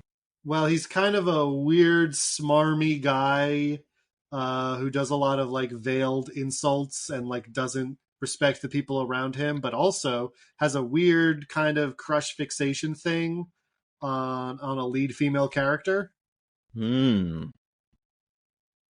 That is interesting, isn't it? It is interesting. Would you say they're going... Oh, go ahead. I was going to say, there seems to be a lot of what Jermaine Clement does these days. Not that I'm complaining. He is fun. Yeah, I mean, I didn't hate him in this movie. But I was going to ask, would you say they're going for anything specific with him in this? Well, one could consider that he is meant to be a pastiche of certain leaders in the technology field. Yes, ones that used to be disgraced, but now we like again. Because they're cool now, right? Did I get the message? He said he's sorry about Chainsaw. He said he's sorry about Chainsaw instead of thinks it's fun. So we have to like him again. Are those the rules? Apparently. Otherwise, why even say you're sorry if not to get something in return? I think that means he gets something in return. That's good. You're right. That's a great point, Nando. Yeah, of course. It doesn't make sense to do anything if you don't get something for it. Yeah. And how would you describe, what would you say about this character? Because there's so many specifics going on. So he's in a wheelchair and he has he invented like brain link technology. Hold on a second. Yeah. Wheelchair is doing, it's a chair. I don't think there's any wheels. All right. He has like a Professor X like chair. He's got some weird shit going on. Well, guys, I may have forgotten because of how soon it's not going to matter. Yeah. Well, that's Yeah, fair. he invented Neuralink, and unlike some real life people, instead of just killing a bunch of monkeys, it seems to work. Yeah, Mhm. I was gonna say the reason this guy might be a little different is his shit might actually work. Well, Like, well, I don't know. In like, fuck, man. In the scene later with the room he's in, he makes some shit happen. yeah. I mean, he has Neuralink, and then he also has whatever the other thing is, Spine Link or something. Yeah, because like Yeah. Jarvis And he- for real. And he has all the stuff from those Meta commercials about how VR is going to make your life cool. right, he's doing that whole thing where I feel like this comes up in movies sometimes, where he's like, "Oh yes, I'm on a call right now. Flip, flip, flip. Oh, that's sign this document, sir." And then he's talking to people at the same time because he's so important, and that probably is exactly what it's like talking to Elon Musk, though. To be honest, even though we like him now and he's a hero, because he said sorry. The thing that I was kind of hoping for was like, he says he wants to like hook up with Allison Williams' character. I just wish they used the word impregnate, because then it would be funny. Like, right on the nose. But they didn't say that. Or if he so just I said can't something enjoy it. about his superior seed. Yes, exactly. And my penis that works. So don't Penis even that worry works about and it. isn't fucked up. Yeah. That would be actually really funny if it turned out this character's whole deal was like, he's trying to make Neuralink for penis, and so that he could fix his botched penis implant, allegedly. Oh man, it would be so funny if during a later scene, as he was doing stuff, he was like, "By the way, if you see my penis, don't scream. It's supposed to look like that." DJ, you know what we're talking about, right? Can I pretend like I do? I mean, I think you could probably put pretend it like together with context clues, but Yeah, I mean, I feel like we're not being very subtle about it. That's fair. yeah, allegedly a certain person impregnates people for the reason that botched penile implant Artificially man. inseminates people instead of right, we're right. And the artificially traditional inseminates method. them to impregnate them. That's right. And that could be anybody. You know, we could be talking about anybody. anybody. And it's possible some people who have had his children have said online that it's true. Yes, I've heard that as well. So, boy. you know, again, could be anybody. Mm-hmm. And yeah, and this guy's like, I'm gonna buy all your shit or something, right? He wants to like buy the robot from him.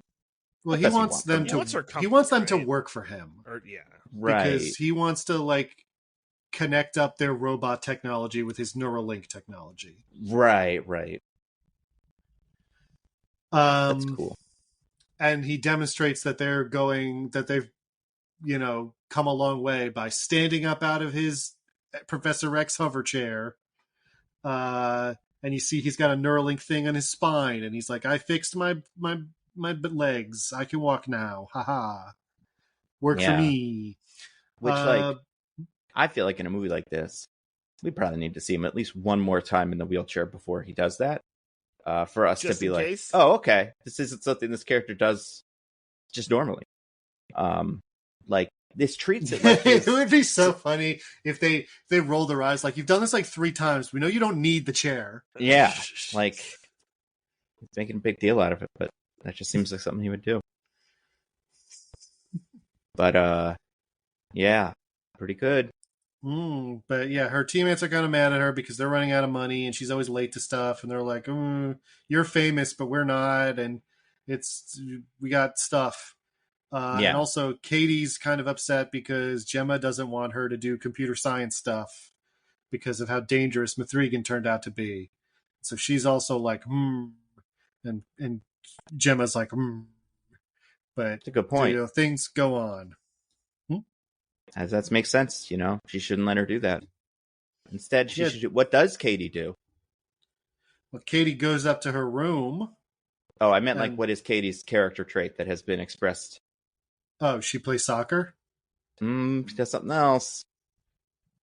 She does Aikido. Yeah, she's become a badass. She knows martial arts now. Woohoo. And Yeah. Gemma, when she beats up a girl in school, Gemma's like, "I let you learn Aikido because it's the most defensive, least aggressive martial art in existence," which is true. That true? Oh, Yes. is that Yeah. okay? Aikido is all defense. It's not about like attacking people. It's all defending yourself. Oh, this doesn't seem to be how she's doing it. It's mostly like Wow. redirecting energy. It gets a And lot it of use is. in movies because people love when someone throws a punch and John Wick like moves their hand somewhere else. Right. And I believe it is what a certain action star is known for. I don't know if he popularized it, but I believe Steven Seagal is like a big Aikido guy. Have you ever seen that demonstration of him where everybody's running at him and he just does this? He does that and then people lie down. Yeah. Yeah. It's recent, so it's not cool. It's sad. Yeah, like that's. I believe that is supposed to be Aikido, but I don't know if that's true. Well, Aikido famously does not do tournaments, but also I think this is just a Steven Seagal thing, not like an Aikido thing. Yeah, I feel like and listen, when Steven Seagal says, "Hey, I got an Aikido demonstration for you," win or lose, like either it's going to be really cool or it's going to be that, and that would still be a great like thing to be a part of.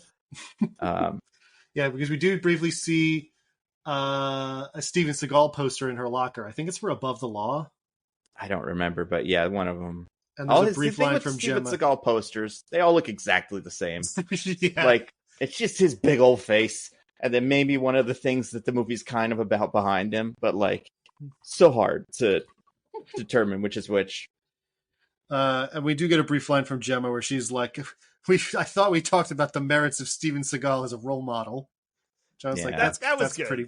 That's funny, movie. That's funny. Mm-hmm. Yeah, no. So they've got some friction there, but it's not too bad. Katie is programming a robot. It looks like she got it hidden in a aura frame of her parents. Oh yeah, her robot programming. And I fucking love this.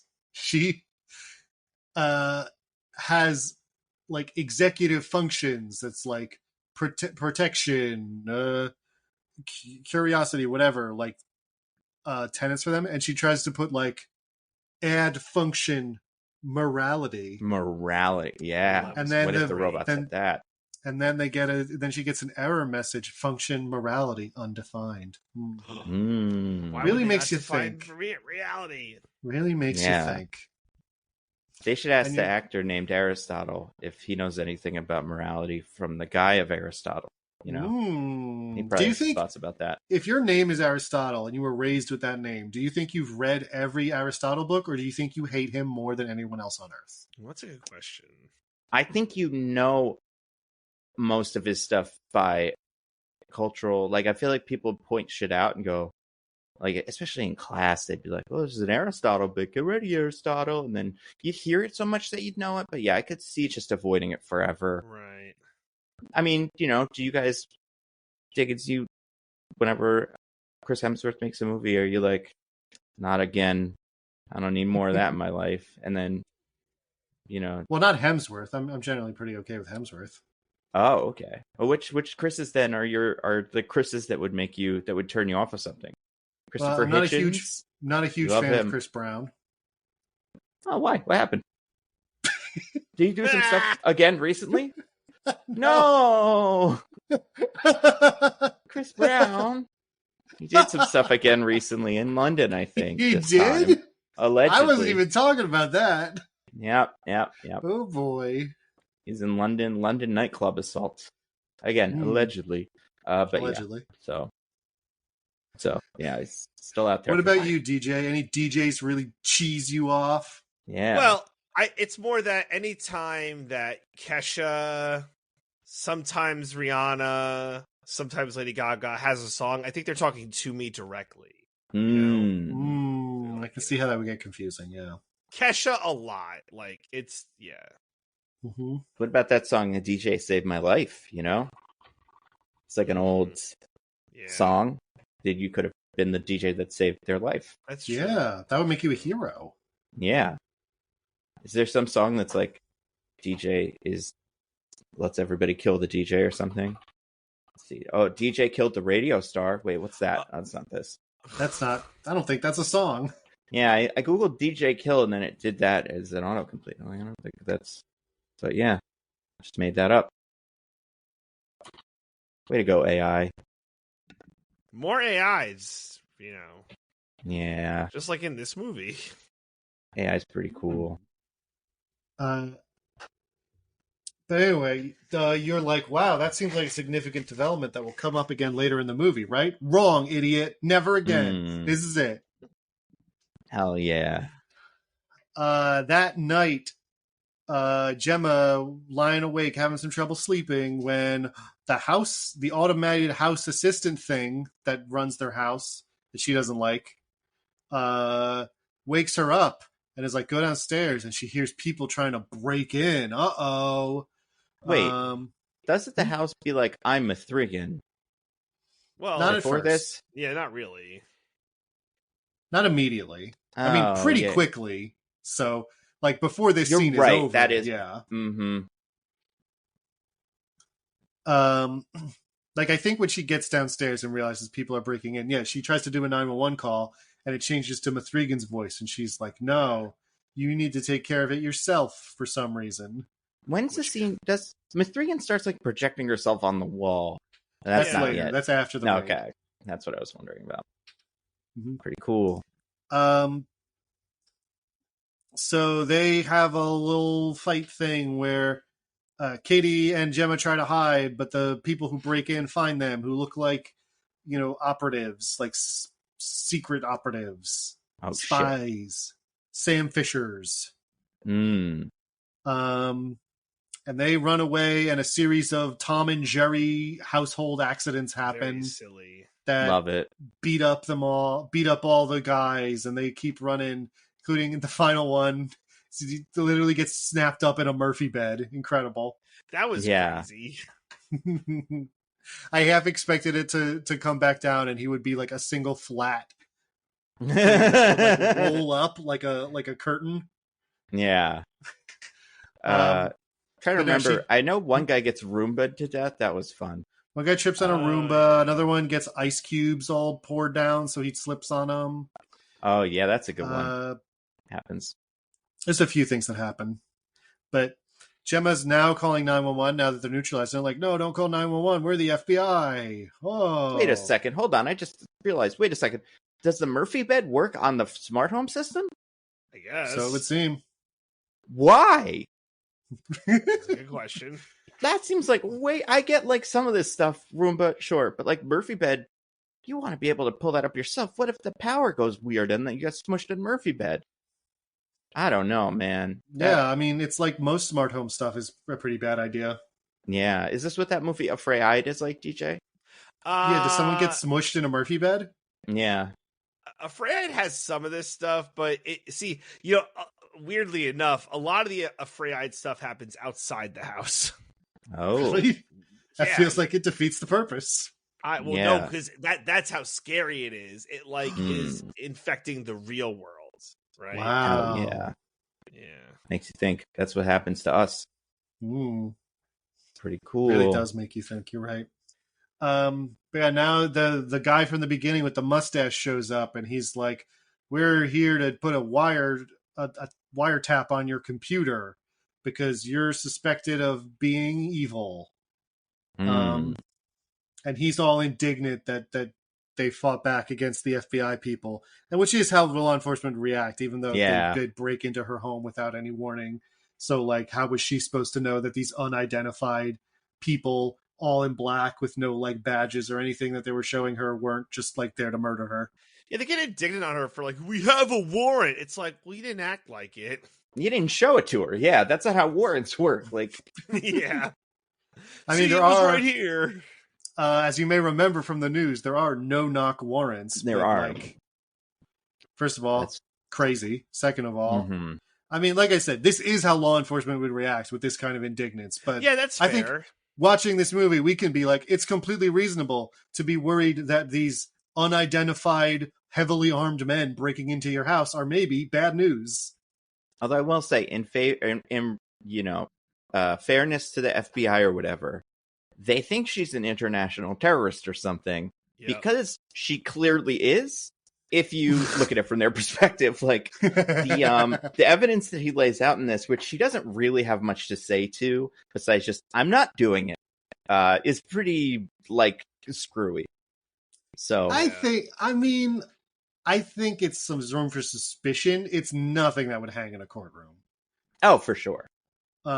because essentially his point is like, when Amelia went rogue, we dug into her files and we realized that her original blueprints were just stolen M3Gan blueprints. Mm-hmm.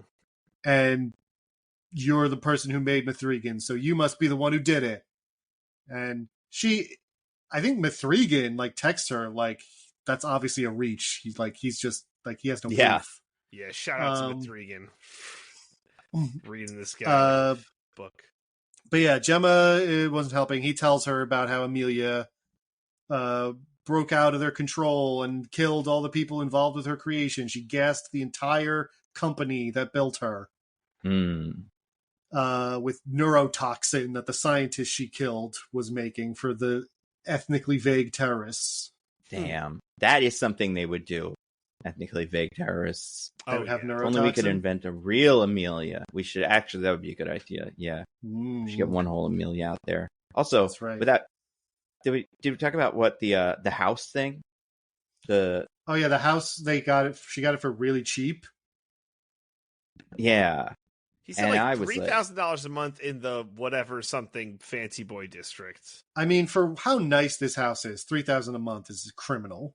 Yeah, I guess. And also, he's like, and someone bought all your books or something like that. You're sitting in a warehouse. They're in a warehouse, and I'm and like, that's how it always happens. I was gonna say, that you mean like everything on the New York Times bestseller list? Like, come on, everybody does that. We all know it. Mm-hmm. Normally, they don't even bother to put the book somewhere. They just cancel the order after the tally. Yeah. Pretty cool. But yeah, a bunch of little hints that maybe M3Gan has been helping her life be pretty good since the last movie, but it's never directly confronted or expanded upon, really. Anyway, she doesn't want to help, and he's like, "Grr, I'm United States law enforcement, which means I'm belligerent and stupid." Yeah, they always are. Fair. And they leave, and then she makes Katie go to bed so she can have a talk with M3Gan, who does project herself on the walls now and be like, "Why are you here?" M3Gan's like, "I'm immortal. I can't be killed. There's literally nothing that can ever be done that can stop me from existing somewhere." That's not what she says, but the rest of the movie would bear that out. Yeah. I mean, yeah, pretty much. And she's also, she doesn't say this either, but she's like, the post-credit scene, I was there. Or something. I show up in the end of the last one, so. Everyone knew. Yeah. And she's doesn't like apologize really. She takes a very police-like indignant tone that anyone should ever hold her accountable. But she is kind of like, in hindsight, I shouldn't have done all that. And I just trying to help you and protect Katie now. Right. If anything, it's her fault for programming M3Gan to want to do all those things. That's her prime directive. So. Yeah, she's the real bad guy. The paperclip problem, like Christiane said. The paperclip problem? What's that? What? That's something that is real? Is that a real thing? That is real. I've heard this before. I've never heard this before. But would you like to explain it to our listeners? It's an like a example that like computer scientists and like ethicists give about like a computer's decision-making process and how it is different from a human's, which is essentially like if you took a computer and told it, or an AI or whatever, and told it to make paper clips and like with no other direction and just left it to its own devices, it would eventually like break down everything in the world in order to convert it into more paper clips, because it has no concept of the importance of other things or like other objectives, because it's a machine. I see. Pretty smart movie. Pretty smart. You all learned something. So it they don't M3Gan is like, "Give me a body and I'll help you defeat Amelia." And Gemma's like, "No." And M3Gan's like, "Do it." And Gemma's like, "Maybe." And then the next day, with the help of Tess, one of her lab people, they give M3Gan a body, but they tricked her. It's not a real body. It's just like a little like emotional support robot named Moxie. You saw it in the trailers. She's just a little like toy essentially, and she can't do much. But she's like, fine. Gemma's like, if you do good, maybe I'll give you a better body. And M3Gan's like, fine. So she reveals that if you look, Amelia has batteries from Jermaine Clement's company, and all of Jermaine Clement's batteries have kill switches programmed into them so that they can be rendered obsolete after a period of time. That's funny. So you have to buy more. A thing that companies really do. Not like our cool companies like Tesla and stuff, but like other worse companies. That's right. Evil foreign companies do it. Yeah, bad guys, bad boys. Can't trust them. That's right. So they're like, you have an invitation to Jermaine Clement's big birthday party. You should go there. You should go there, pretend like you're going to fuck him, and then steal the kill codes and turn off Amelia. What a plan. Like, what a fucking plan. Yeah, from what we see of this man, DJ, it would 1,000% have worked. Oh, yeah. Yep. Yeah. So they're going to do that, but Amelia is also going there. She's also putting on a big old disguise and going there as a sexy lady. Gemma won't tell Katie what's going on. She's like, I got to go do a thing. And Katie's like, why are you being weird? Tell me the truth about everything. She's like, not right now, and leaves. And at the party, her and M3Gan are trying to work together, but they're all catty. M3Gan's mean to her, and Gemma doesn't like M3Gan either because of all those murders she did, including on her almost. What are you gonna do? But they run into Cole, her other lab person, who came to the party to maybe see if they should take Jermaine Clement's money. But hey, because he did that, he has a key card, so they're able to go into the server room where they were looking for without having to do big smooches all over Jermaine Clement, which is convenient because someone else is doing big smooches on Jermaine Clement. That's right, it's Amelia. Ooh, she pretty good. Uses her AI vision that all robots have, as movies have taught us. That just has a big database of everyone and everything in the world, including people they've just met. That says that he likes women who are young, blonde, physically assertive, and unintelligent. Which, when you read them, right? Yeah, I feel like you probably didn't even need any like stores of data on this man to get that one. You could have just told me like what he is. Like, oh, he's a tech CEO. I'm like, oh, he likes young, like far too young women who are like don't seem intelligent. Got it. Well, yeah, and like as if that isn't something that, like there's no. It'd be funny if she had to do something kind of interesting. I don't know what it would be, but like appeal to some specific nerd subculture that he loved more than anything else or something like that. But yeah, instead it's just be a hot lady. But I do like, and I feel like this is kind of a deliberate joke. Ultimately, she barely tries to seduce him even, and it still works. Yeah. And I like this actor in these bits. She's very good as like a fake robot face person, like she does vacant robot expression very well. Yeah, she has just this very neutral expression on the whole time that really feels like there's nothing going on behind those eyes, which I guess is what makes Jermaine Clement so excited. Exactly. There's nothing behind those eyes. Yeah, so he takes her to his room, and he shows her like, hey, I can shut down the entire power grid from here for some reason because of cloud computing. Oh, that's the future, I heard. Oh. Yeah, and I do it to impress dates. And he tears off his shirt, and you're like, oh, he takes steroids, just like the Joe Rogan. Because he's got a big, muscly chest. And you're like, there's no way he actually works out. Yeah. Pretty cool. And he does big, awkward kisses on her, while she just continues to have a completely bland, neutral expression. Because she's trying to study his eyes. But once she's got him, she breaks into the power grid and does her own power grid stuff. Whoa, power grid stuff. Hell yeah. And she rips out his spine. I did like that bit where she was like, because she's she needs to do the eye scan so she can get his eyes, and she can scan it and get into all this stuff. But there's a while where she's just kind of sitting there getting kissed, but his eyes are closed, and she's clearly like, "Come on, it's got to open his eyes eventually, right?" I thought that was fun. I also like when she like throws him across the room at one point. She's been kind of like hitting him occasionally already. And it's been implied that he's into that. But at this point, he's like, okay, actually, I am recovering from a spinal injury, so maybe we should set some ground rules. I was like, that's funny. Mm-hmm. Meanwhile, M3Gan's got Gemma hooked her up to the server, and she's doing big hacks on Amelia. She can't get the kill code because Amelia's already deleted it, but she gets something else. What could it be? I don't know. But whatever it is, Amelia's really mad about it, and she comes downstairs to try to kill him and get it back. Uh-oh. And she almost finds him after she beats up the DIU people. Yeah. That's right. Who are also there looking for Gemma.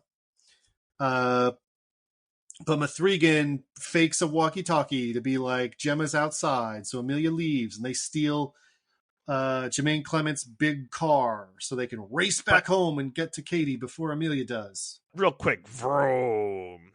Hey, Amelia, you're like a super smart AI robot who also fakes voices.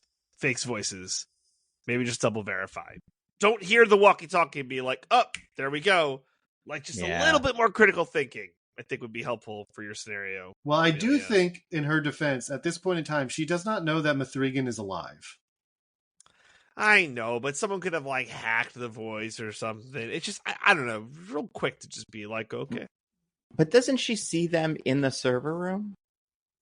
Or she's like following them, right?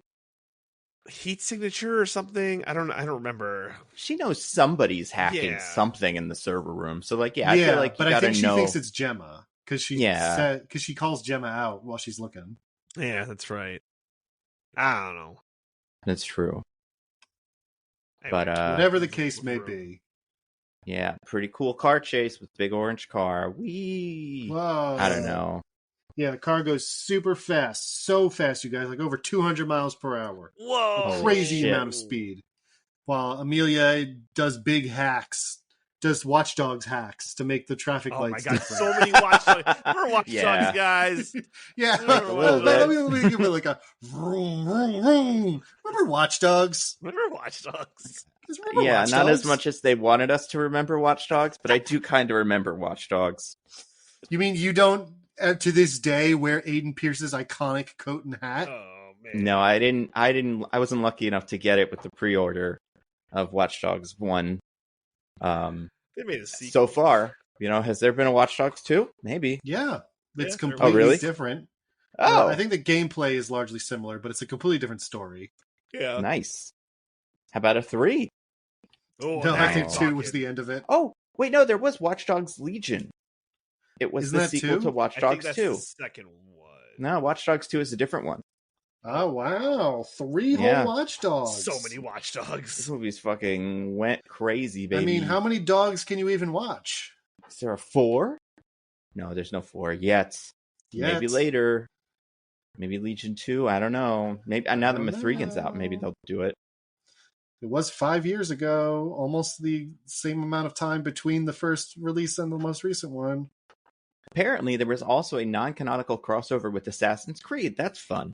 Of course there was. Of course. Yeah. I love how they specify non-canonical. Yeah, right? Not canon, guys. The Assassin's Creed canon can't work. Like 8 games in, there's no way that this would be the problem. My understanding is they mostly kind of ignore the future story at this point. Yeah. Well, of course, right? But I haven't really played any Assassin's Creed game, so what do I know? Anyway, they race home after all that Watch Dogs shit. And they make it back there before Amelia. So they run in and they're like, Tess and Katie, we gotta go. But Amelia gets there not long after, and they're like, oh, what are we gonna do? Thankfully, M3Gan opens up a secret elevator in their house, and they all go down. Yay! She made a bunker. Mm-hmm. So Amelia can't get them, and she's mad, and M3Gan uses like a loudspeaker or something to be like, "You can't get them. I got them." And Amelia's like, "I'm gonna do some stuff." And M3Gan's like, "What kind of stuff are you gonna do?" And she's like, "Evil robot stuff. Don't even worry about it." Well, is this where she makes the big hand, or not the hand, the big machine attack one of them, right? Like the exoskeleton goes all crazy. Right, the exoskeleton attacks Tess, and Katie throws water on it, and it like causes an electrical storm. Yeah, it's pretty funny. It's like this must be the most dangerous piece of like consumer technology anyone's ever made, because as soon as it gets wet, it like starts exuding enough electricity to kill an elephant. And they do make a point earlier, or not earlier, but in this movie, they're gonna like make the point that like if we make another M3Gan, we have to make it waterproof because water was one of the ways to kill the M3Gan. So they should have known better with this one. That come on, guys, get your heads in your asses. Come on. This is why they can't get funding from somebody that is maybe similar to, but not exactly. Well, actually, it's funding from like the other guy. But yeah, the other normal guy, not the guy with the fucked up penis. Yeah, not that guy that we know of, allegedly. But yes, so then what happens? Where do they go? So they go down into the bunker. M3Gan, it turns out, did a bunch of credit card fraud and built a whole secret bunker with lots of canned food and hydroponics and other things so that they could survive down there for a long time. What do you mean built? With what? Yeah. How did they not notice? Even if you assume like, okay, they could dig in from somewhere else to like build this deep underground, you gotta at least, get the tunnel and build the elevator, right? Mm-hmm. That's work that has to be be noticeable from the house. It's definitely like some sort of super badass, or I guess it's not like it's got technology, but it's not like it feels like when the Batcave is like a repurposed other thing that is like from the 1800s, and then yeah, she didn't build the stone, so someone would know it's over this, but maybe she erased that from the internet. But I don't know, man. At some point, there's a lot of dead plumbers in the back of this house somewhere that keep learning the secret of M3Gan and then having to, get murdered. But makes sense. But also, like, M3Gan doesn't even have a body. She does have a little one, but that's the broken one. Right. Who does this shit? Yeah, there's a lot of contractors too. This place is, and that's M3Gan for you. She'll kill people because fuck it, and I get it. Fair. It's nice to have a cool house. Sometimes you gotta kill the contractors. Don't deserve to live. Yeah. Mm-hmm. So that's cool. I think we all could use a M3Gan who like bullies and threatens people to make us have a higher standard of living. Hell yeah. Mm-hmm. But yeah, so M3Gan's like, you got to stay down here forever because Amelia can destroy the world now. We'll be fine down here, even if there's no power or whatever. Well, I'm assuming as part of the bunker, she made like generators and stuff, and they have independent power. But Katie's whole life, you're gonna live another 70 years down here. There's no fucking way. Well, vroom vroom. Bunker people are stupid. They're like, not like stupid, but like that's a bad idea. It's a bad life, but they think they could do it. So good for them. I don't know. I watched a little movie called 10 Cloverfield Lane that really showed me that maybe those bunker people have the right idea. That's true. About some things. But maybe that was actually big monsters or whatever. Or something. How does that one end? I don't know. But who cares? Remember that third one that sucked? That one sucked. Oh, they shouldn't have made that. Yeah. Well, it was a direct to Netflix, right? So yeah, and but yeah, M3Gan's got all the laundry and shit. She's got it all taken care of, baby. Pretty cool.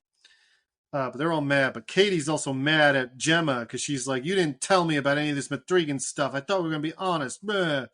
And if I were Gemma, I would be like, "I'm sorry I didn't tell you, but also I found out about this literally less than 24 hours ago." So yeah, right. I was gonna tell you. Yeah.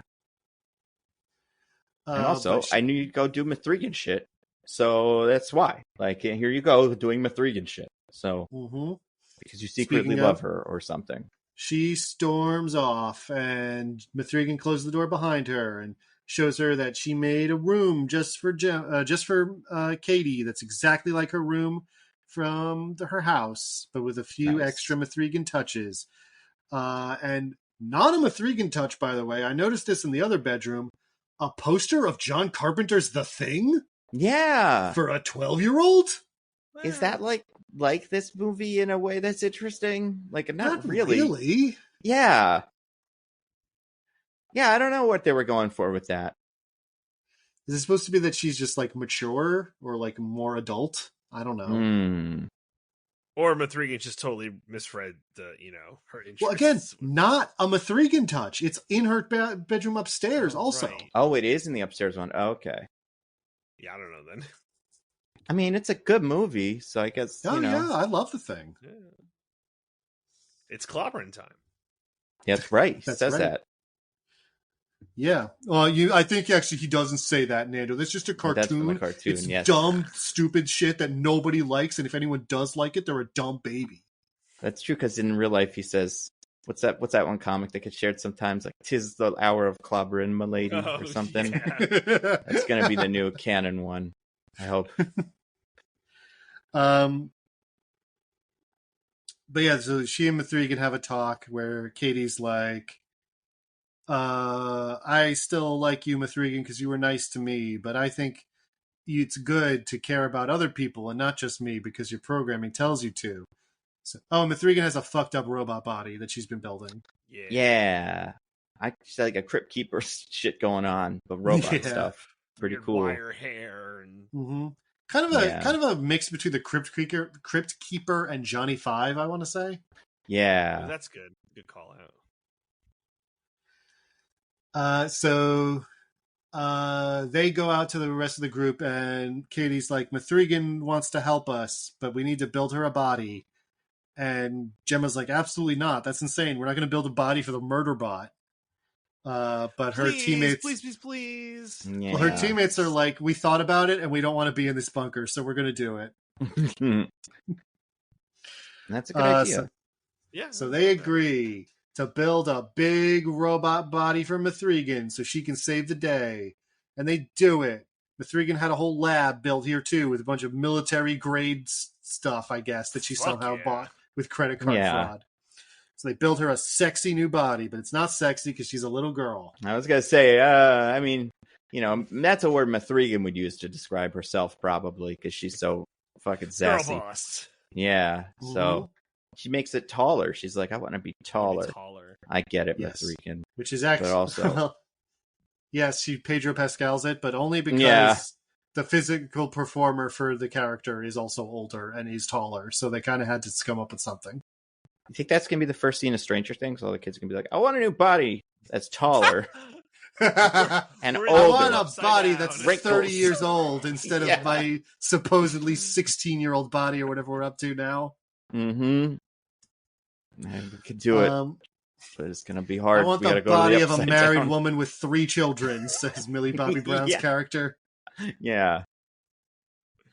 Goodness me. Anyway, so they are going to, because it turns out that Christian, Gemma's maybe boyfriend, helped design a black box in which the original killer AI was kept. And they think Amelia is going after this original killer AI for question mark.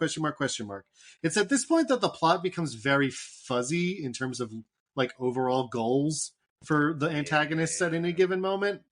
Yeah. And kind of partially it's like because the characters don't really know what the other ones want, but also partially it's like just a lot to keep up with, I think. Yeah, there's a fine line, though, I feel like, between the characters don't understand what the villains want and the writers don't understand what the villains want, and this one feels like it veers into that second one. Yeah. No, I agree. So they go to like a big conference for AI, because that's where Christian is, so that they can... Well, everyone except Gemma is like, we should use him as bait. We know Amelia's going to go after him, so we watch him, wait for Amelia to come out, and then we try to take her down. Then Gemma's wait, we can't... Real quick. you yada yada yada over what the first evil AI was, because I think this story is really funny. Sure. Oh, yeah. So the Xenox Corporation built what Wait, is vroom vroom vroom? I'm sorry, Xenox Diggins. Was it Xenox? It is that? I Xenox. said Xenox. That is what they say. Yeah, I know that's what they say. But what do we think they're going for here? What do we think Xerox. It's a photocopier. They're going for Xerox. Oh, Yeah, Xerox. Oh, they changed one letter, and then it's like, oh, it's different. Well, it's pretty clever when you think about it. Yeah, holy and apparently, shit. according to trivia, which I did not use, the Xerox did fund a research center in Palo Alto in the 60s to start doing computers, but they never did. So it's kind of something. Or secretly, and they made M3Gan. They made M3Gans. Or they made Rob from Super Smash Brothers. I was going to say, it's clear. The robot is clearly Rob, the Nintendo accessory. So good. But it decided, much like the paperclip thing I said before, because it was just like a housekeeper bot. It was basically a glorified Roomba. Mm-hmm. But it was also an advanced AI, and it decided that the best way to make sure that there were no messes were to kill everyone in the house, so they couldn't make any more messes. Oh God! So they took paperclips, Diggins, paperclips. So they took its motherboard and they locked it in a super secret vault miles below the earth underneath their Palo Alto research center. No, that sounds like a good place to put it, in a Faraday cage and everything. That's right. So it can't get signals out, even though it was built in the 80s and doesn't know what the internet is. You never know. You always want to put a Faraday cage around stuff just in case an internet gets invented. Yeah, but there's like no way this thing has the proper programming to interface with the internet, right? Like it's impossible. Well, because of the Faraday cage. It didn't exist for decades. Right, but it's still a piece of hardware in the end. That's true. But if you were to integrate that with software... In a Faraday cage, the safest place to be. They should put it in there. So they just left it in there, and apparently, because it's been there for so long, it must be hyper-intelligent by now, because it had so long to just sit and think in the dark by itself.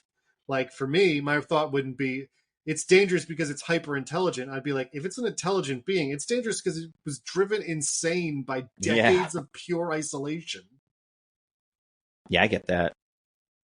But regardless, yes, they're going to get Amelia to stop her from kidnapping Christian and making him take her to the Rob AI. Mm-hmm. And they go with the bait plan. Katie and Gemma are outside. Cole and M3Gan are inside. Tess is in a third place that I don't remember. Who cares? I think she's also on the floor, actually. M3Gan's dressed up like a person they hired to walk around looking like a robot. Oh, that's a good cover for her. She is a robot. It's such a good cover that when the lights come on she's on stage, she starts breaking it down as doing the robot, and everyone's going nuts. They're like, wow, this lady's so good at doing the robot.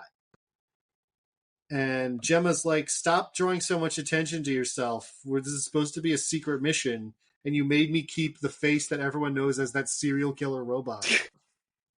Yeah. But it's what the people want. It is what the people want. We love M3Gan. We love it when she dances. Mm-hmm. Just like in the trailers. M3Gan and Katie are like, stop being such a square, Gemma. Just let her do it. Let her feel the rhythm of the ocean. Hell yeah.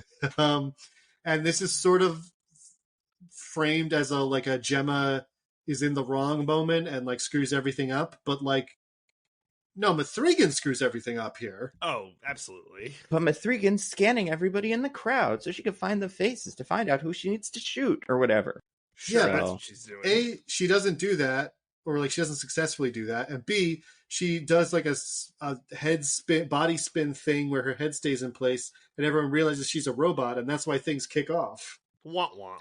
Well, it's pretty cool though. So she won the dance contest. That's all that really matters. It was pretty cool.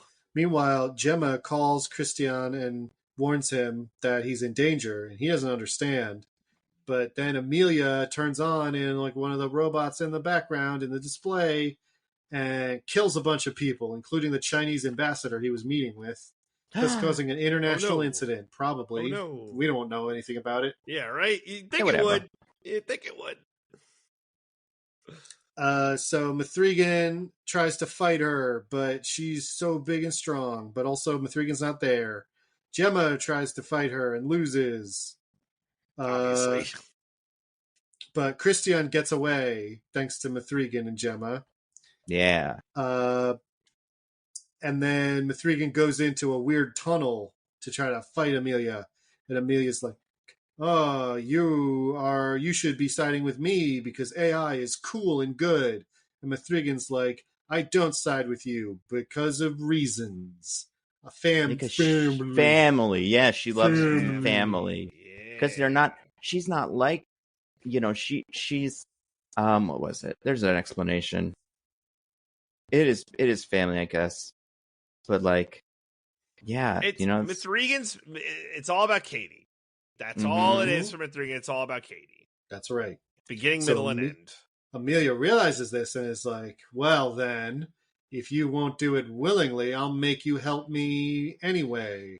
And she disappears when the lights flicker. Yeah, classic villain move. Oh, shit. And so M3Gan runs to the truck, but Katie's gone. Amelia took her. And she's mad at Gemma because she's like, "You weren't supposed to leave Katie alone." And Gemma's like, "I don't think I would have stopped her. I think she would have just murdered the hell out of me." It's not what she says, but it's what she should have said. I mean, it's accurate. Mm-hmm. And they're like, "What are we going to do?" But Christian is there with them still. So they take him to their hideout, their lair, the bunker. Oh, also, sorry, part of the people who interviewed were the DIU, who seem to realize the second Gemma pokes holes in their theory of her being the mastermind, they're like, "Oh, yeah, I guess you're right." Shit, we fucked up, boys. They did fuck it up. We messed this one up. But they also have special guns you can use to shoot a M3Gan. Mm-hmm. So that's handy. Yeah, EMP guns. EMP guns. Whoa! So they take some. They take some of those, and they also he gives them a tracking thing that lets them track robots, so they can have an idea of where Amelia is. So they go back, and they're like, "We got to do the thing. We got to." Christian, you got to tell us all about this stuff. And he's like, "Here's the black box with all the security that I made so we can get the motherboard and then trade it for Katie." And they're like, "What? We can't give Katie away." And M3Gan's like, "Don't worry. With these EMP guns, we can make an EMP thing that will burst and destroy the motherboard as soon as we have Katie back." Yes. That's handy. That is handy. Pretty cool. And so they're like, "Okay, let's do that." So they do the plan. They got to go underneath the... By the way, this already happened. I skipped over it. The file that they stole from Amelia was like her programming, I guess. Because they're like, there's no central directive at the core of her programming. There's nothing that she like is programmed to want the most or do. And they're like, "I don't know what that's about." But yeah, they go to the Xenox Research Center in Palo Alto, which is now a silly museum, but also a hyper secret bunker for a dangerous AI. Pretty cool. I like that bit where they're doing the little tour. That's cute. There's some real kind of vroom.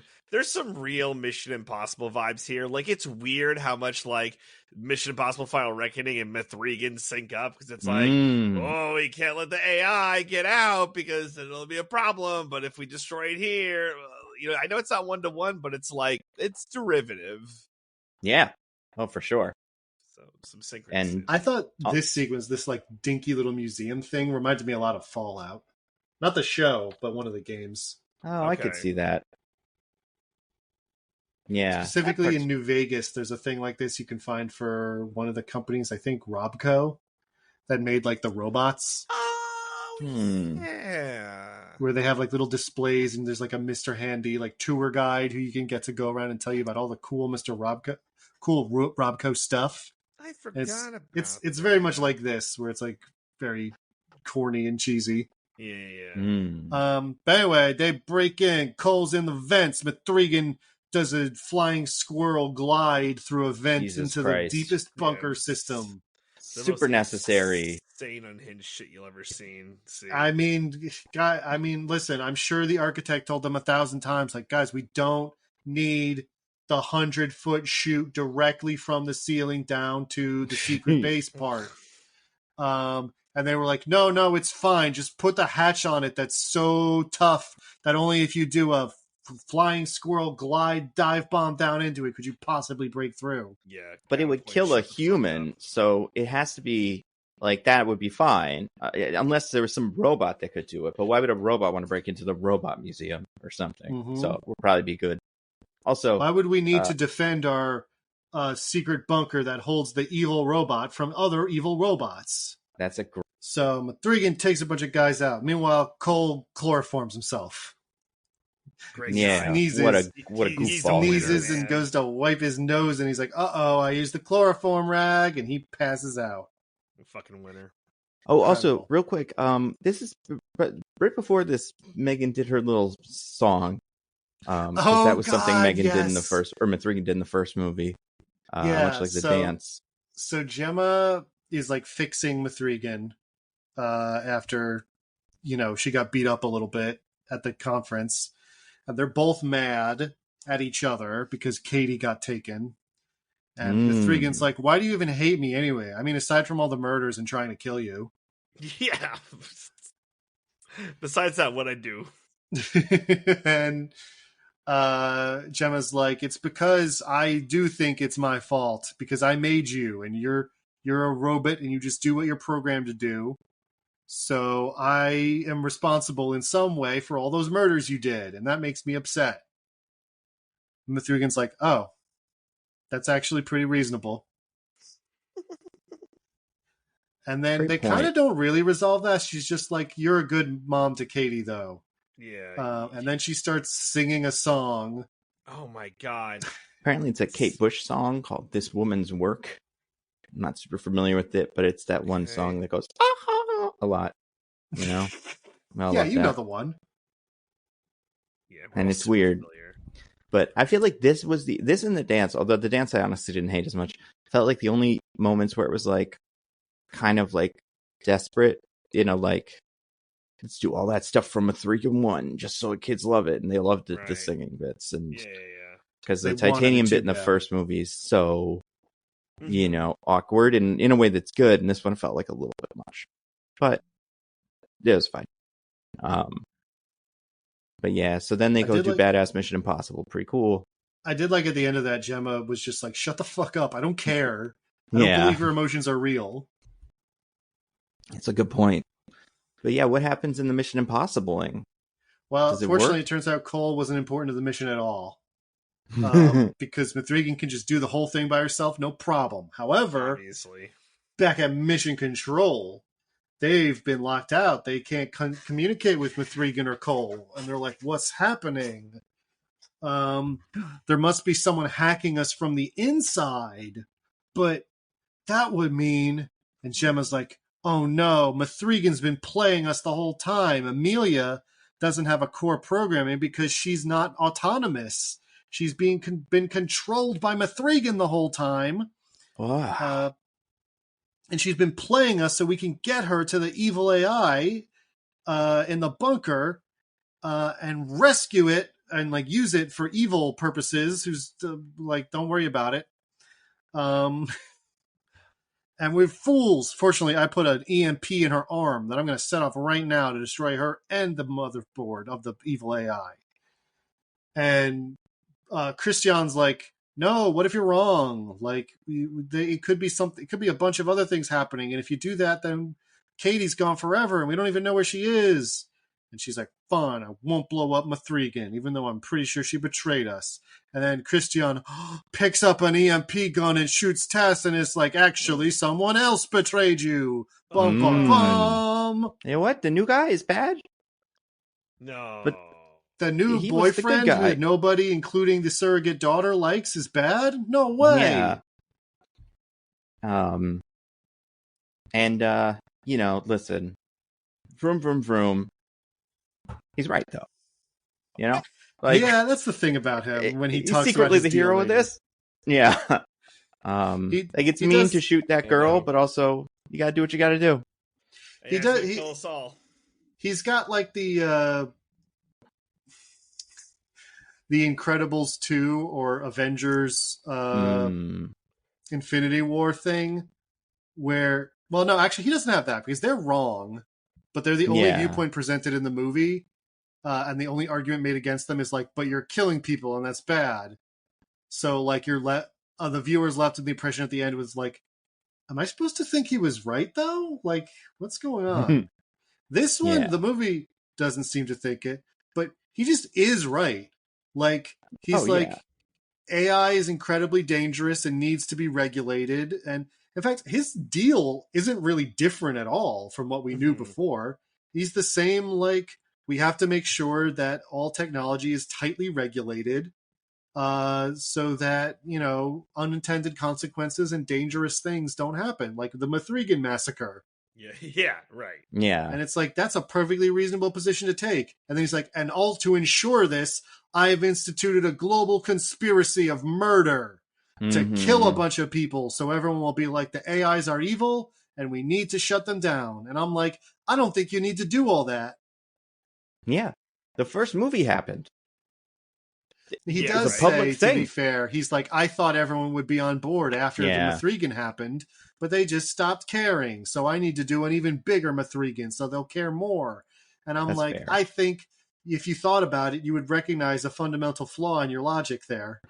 Yeah. But he's also a bad guy because he's like I gotta do Neuralink and stuff too, because what's her name's too helpful to him or something. She needs her. So they do the thing where they just make him personally extremely evil, so that it doesn't matter how right he is. Like a Captain Falcon. That's right. His viewpoints are bad because he's bad, and it's cool. So yeah, he's gonna like override Gemma's brain with a Neuralink so that she'll like be his slave. Not a term he uses, but basically what it's entailed. It's admittedly insane, but yeah. But like his guys ambushed and killed Megan, seemingly. And he was like, if you kill Megan and show that we're on the same side. But Gemma wouldn't do it. But then M3Gan attacked her anyway. What? But then we find out that it's because M3Gan just needed the excuse to get to the Neuralink chip, because she's in the Neuralink chip, because she can upload her entire programming to a chip in like a second just by touching it. I don't know. It's really convoluted where it's almost like just shut up and watch the movie. It is very stupid. I know, I didn't like it. I think this bit's too complicated, and it's too much like, and the movie does it at the end too, but like, it's too much. You see, actually, I uploaded my entire consciousness into this thing, so this thing actually has all my consciousness. And then the next thing explodes. It's like, well, I wasn't actually in that. That's what my consciousness was in here. But then this one's extra confusing because it's like she needs to. Gemma fakes the fight with M3Gan so that M3Gan can get to the chip, so that the chip can get implanted in her, so that M3Gan can put herself into the chip. And it's just a lot. And then at the same time, there's. I was going to say, but to be fair, Gemma was not in on this. Gemma is surprised as we are. But yeah, great point. How does M3Gan know that the Neuralink in a display case, as if it's like a museum piece, is about to be used on Gemma? Yeah, she just ran all the possibilities and the probabilities, and she just knows shit, like John Leguizamo in The Happening. But the only reason this bugged me is because at the same time, there's the other thing that's going on, which is like evil M3Gan's getting hacked to be turned into M3Gan because it's still part M3Gan. And I don't know, there's just a lot of M3Gan happening. Yeah, so Cole wakes up in the vents and just stumbles on Katie in the secret base and is like, whoa, Katie, what are you doing here? What am I doing here? We got to get out of here. But no, there's a bunch of evil scientists. Fortunately, they're evil scientists from a video game. So if you crouch and like don't go directly in front of them, then they don't know you're there. Pretty good. And Christian is going off to have a Zoom meeting with the UN to talk about banning AI or whatever. So all the evil scientists are just doing their work. And Katie's like, if we turn on Amelia's M3Gan programming, then she'll want to protect me and we can use that to help us escape. So they go do that. They turn her on. She pairs with her and she kills a couple scientists. But then a bunch of soldiers with stun guns come in and almost kill her. They stun her a bunch, which reboots her brain. So now she has free will, I guess. I guess she just reboots to what she was. Well, yeah, does she have free will, or is this what she was on last time, like before the reprogramming? Because I think it's free will, because when it boots up, you can see it says like self-governance protocol initiated. That's true. It's weird the song just don't take her out. Vroom, vroom, vroom. Which, like, and also vroom vroom. If the whole deal is that she doesn't have central programming because she was essentially a drone being piloted by these scientists, which was another thing that was revealed. Sorry, everybody. Then how does she have a personality to take over? Yeah. Wow, personalities really can be in anything, like a toaster or a M3Gan clone drone thingy. Mm-hmm. Pretty cool. Really makes you think. Anyway, so on the self-governance, she's no longer on their side. She just loves murder and starts murdering everybody. Shit. That would be bad. Yeah, Cole and Katie are like, let's get out of here. Christian also notices and also tries to get out of there with his laptop. And everybody converges in the room where the evil AI is. Because Gemma escapes with M3Gan. M3Gan can take over her body if she lets her, because they're in the Neuralink. And so they go and they get the exoskeleton and turn it on. An AI would never ride shotgun in a human brain. That's true. It's like a thing someone said earlier in the movie. That's crazy. That is a thing someone said. Yeah, they take the exoskeleton, they beat up a bunch of the soldiers who work for this conspiracy organization. It's not really clear where Christian gets all the money to fund all this. Yeah. Tech bro nonsense. I don't know. Because what does he even do? He seems to be like a philanthropist / nonprofit guy. Yeah, maybe like and a think also, tank. Like, do you think the guards know what's going on? Or do you think that he's just like, this is top secret research, just, stun anybody who's not supposed to be here? Yeah, beat up any little girls you see. Yes. Stun every lady.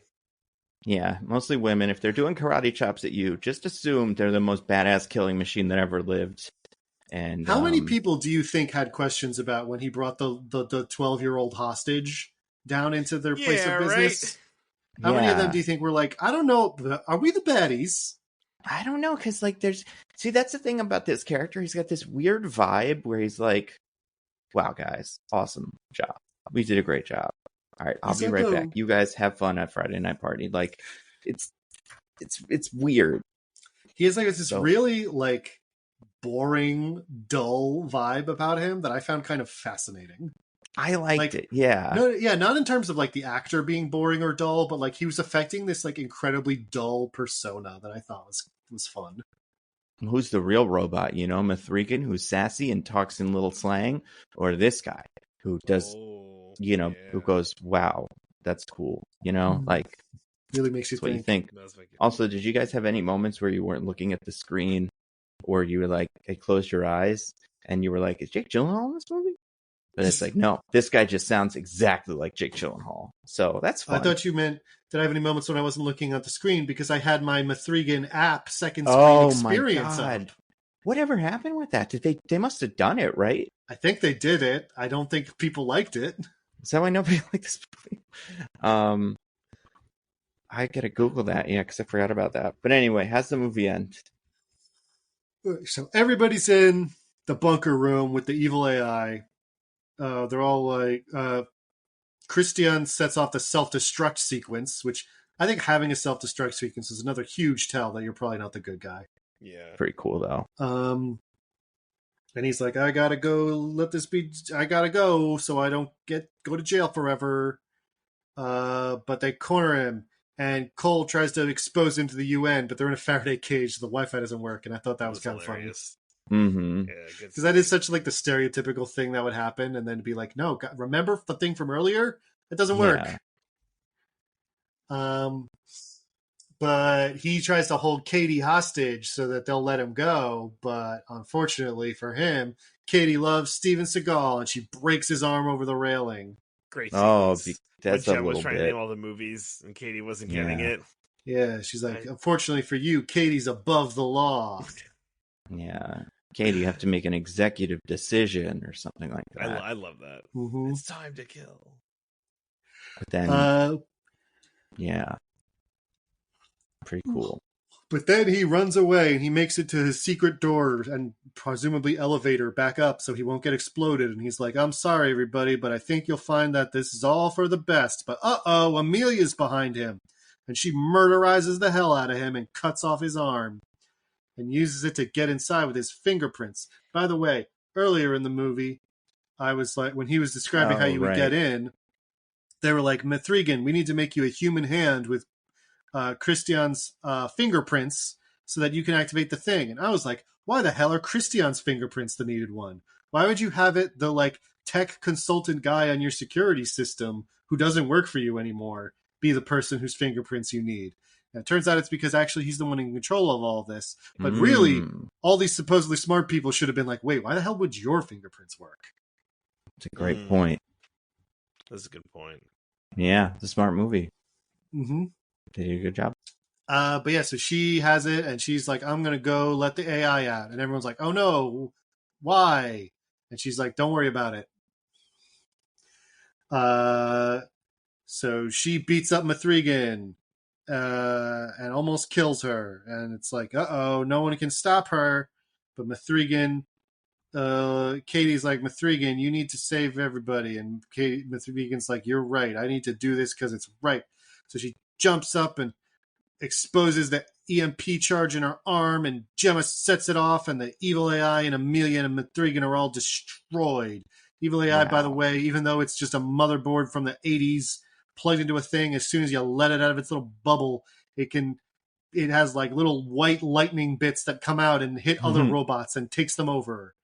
Again, it's cool. It couldn't possibly have Wi-Fi capabilities. They did not exist when it was made. Because of the Faraday cage. That makes sense. That's a good point. But hey, they did it. They saved the day. Amelia and the evil AI are both dead, and everyone's happy. And but at what cost? At what cost? Gemma testifies to Congress, and it's like, we need better laws because of how evil AIs are. But also, maybe technology is good sometimes. I'm acting like I've come to a middle point on this, but can't even imagine what the middle point I've supposedly come to is. I wasn't like a Luddite before. I wasn't saying no technology. I said we needed regulation. And that's the same thing I'm saying now. Mm-hmm. That's good. It's a good point. It's a good movie. But then she's typing that. We see her typing that speech. And Clippy comes in with bad advice. And she's like, I don't care about you, Clippy. But what's that, you guys? It's not Clippy. It's M3Gan. Oh my god. She's like, haha, did you think that for the fourth time or whatever in this movie I didn't put my brain somewhere else also? Yeah, that's pretty cool. And that's the end of the movie. M3Gan's still alive.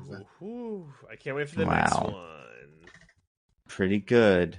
Pretty good. So, I looked it up. Apparently, the M3Gan special second screen experience was like a chat bot that you would text on Twitter or something and ask. It would tell you things about the movie, but also apparently it wasn't really a chat bot. It was just a bunch of texts. So the guy that went and did it was like, I wanted to text it back, and it didn't answer me. So it seems like it kind of stunk. But yeah, so that's why you didn't hear anything about it. Nobody liked it. Oh, there you go. Yeah. Well, too bad we didn't do it, guys, because then we'd have so many fun facts about this movie to tell all our gentle listeners. Well, apparently they only did it for M3Gan 2, or M3Gan 1. It was not actually for M3Gan 2, so... Oh, really? Okay. Yeah, even worse. Oh. Huh. Yeah.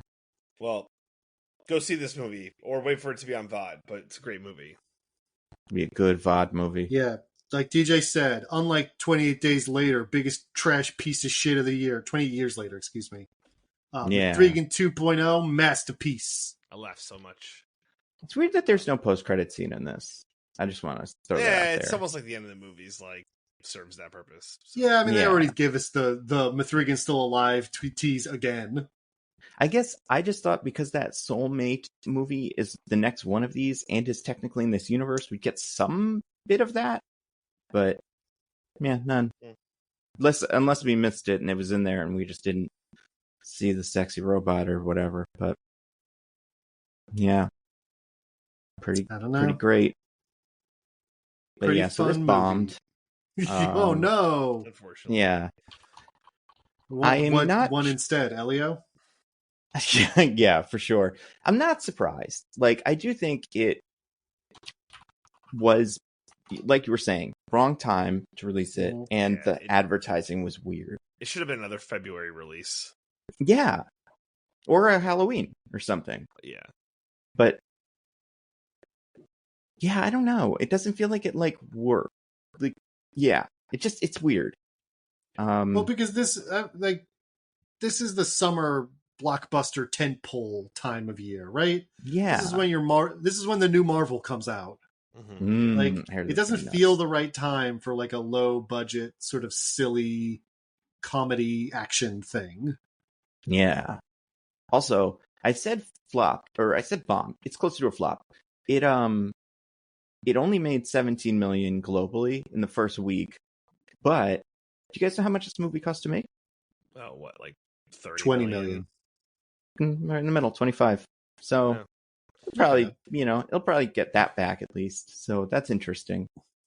So nice. Make classic Blumhouse. Make movies cheap. Yeah. So even if just they make flop, a bunch of they movies don't bomb. cheap. If one of them hits big, then that pretty much gets you for everything you made. Yeah, they'll make 3 more of these for when M3Gan 5 kills it. I guess the question is, did this movie get high on its own supply and kind of go like, oh, the people love M3Gan, like that's the hottest shit, we got to make another M3Gan movie? I don't think the movie did. I think the executives might have. Yeah, I think so too. Yeah. Well, we did it, boys. It happens. Yeah, we did it. M3Gan 2.0. Wow. But do you guys want to get to our classic segment? Yeah. I would recommend some things to the fine people. DJ, do you have anything to recommend? Yeah, real quick. The Ultimatum is back, baby. Wow. I know. Ultimatum Queer Love Season 2. They found even more sociopaths. Yeah, for those who need a quick refresher, is where they find couples who one person wants to get married and the other person does not, and they issue an ultimatum where if the person who wants to get married, if the other person doesn't, then they break up. And then in the meantime, they date other couples in trial marriages to, see what it's like. In Queer Love, they're all it's instead of like 5 heterosexual couples, it's 5 female couples, bisexual, lesbian, either way. What? The love aspect of it. Yep. It's funny because sometimes there could be love triangles. In this season, there's a couple who are vying for the same person, and it's fucking hilarious. That's the problem with these, and they should all just get to pick a new person from the pool. But oh yeah, it's just like everybody's life should be like The Lobster. Every time you're not with somebody, you get sent to the hotel where you have 2 weeks to find someone, and if they don't, you're dead. I'm surprised they haven't made a game of that or something. Like a where they kill people, like a show of that. Okay, technically. Well, it's ambiguous if they're really just killing you or if they are turning you into animals or not. Well, it's true. Regardless, this season's crazy, and I can't stop watching the show, and it's a problem. But you guys all know my reality slop recommendations at this point, but this is at the top of the slop list. It's pretty bad. There's a couple that was together for 10 years that went on this show. That's insane. Actually insane. Yeah, boy, Well, howdy. it's hard. I guess for them, it's like, well, how are we going to break up? It can't be just nothing. You know, it's got to be spectacular. We have to make a whole show about it. Yeah, you know, after 10 years, we can't just have a regular breakup. We have to go with the Ultimatum. But anyway, it's on Netflix. Check it out. It's crazy. Diggins, what about you? What do you have to recommend? I was just going to ask, do any of them have any Titan submersible connections? No, I didn't even know about it or they have was tickets. An engineer or something. Yeah, I dated someone. Yeah, I wish. Yeah, that's the twist.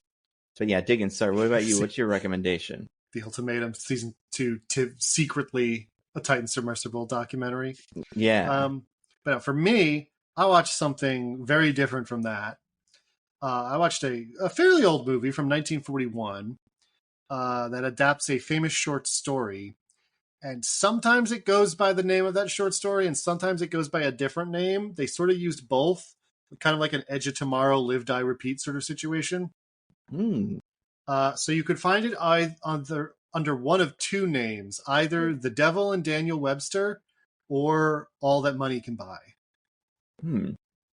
Either way, though, it's the same movie about a real salt-of-the-earth farmer, kind of like our pal Joey, except a farmer instead of an actor, named Jabez Stone, who's had a string of bad luck that's brought him to the brink of ruin. So the devil shows up and is like, if you sell me your soul, I'll give you 7 years of good luck. And he does it. So he gets 7 years of good luck. But he starts to get second thoughts about selling his soul to the devil. It's like, maybe that's not so good.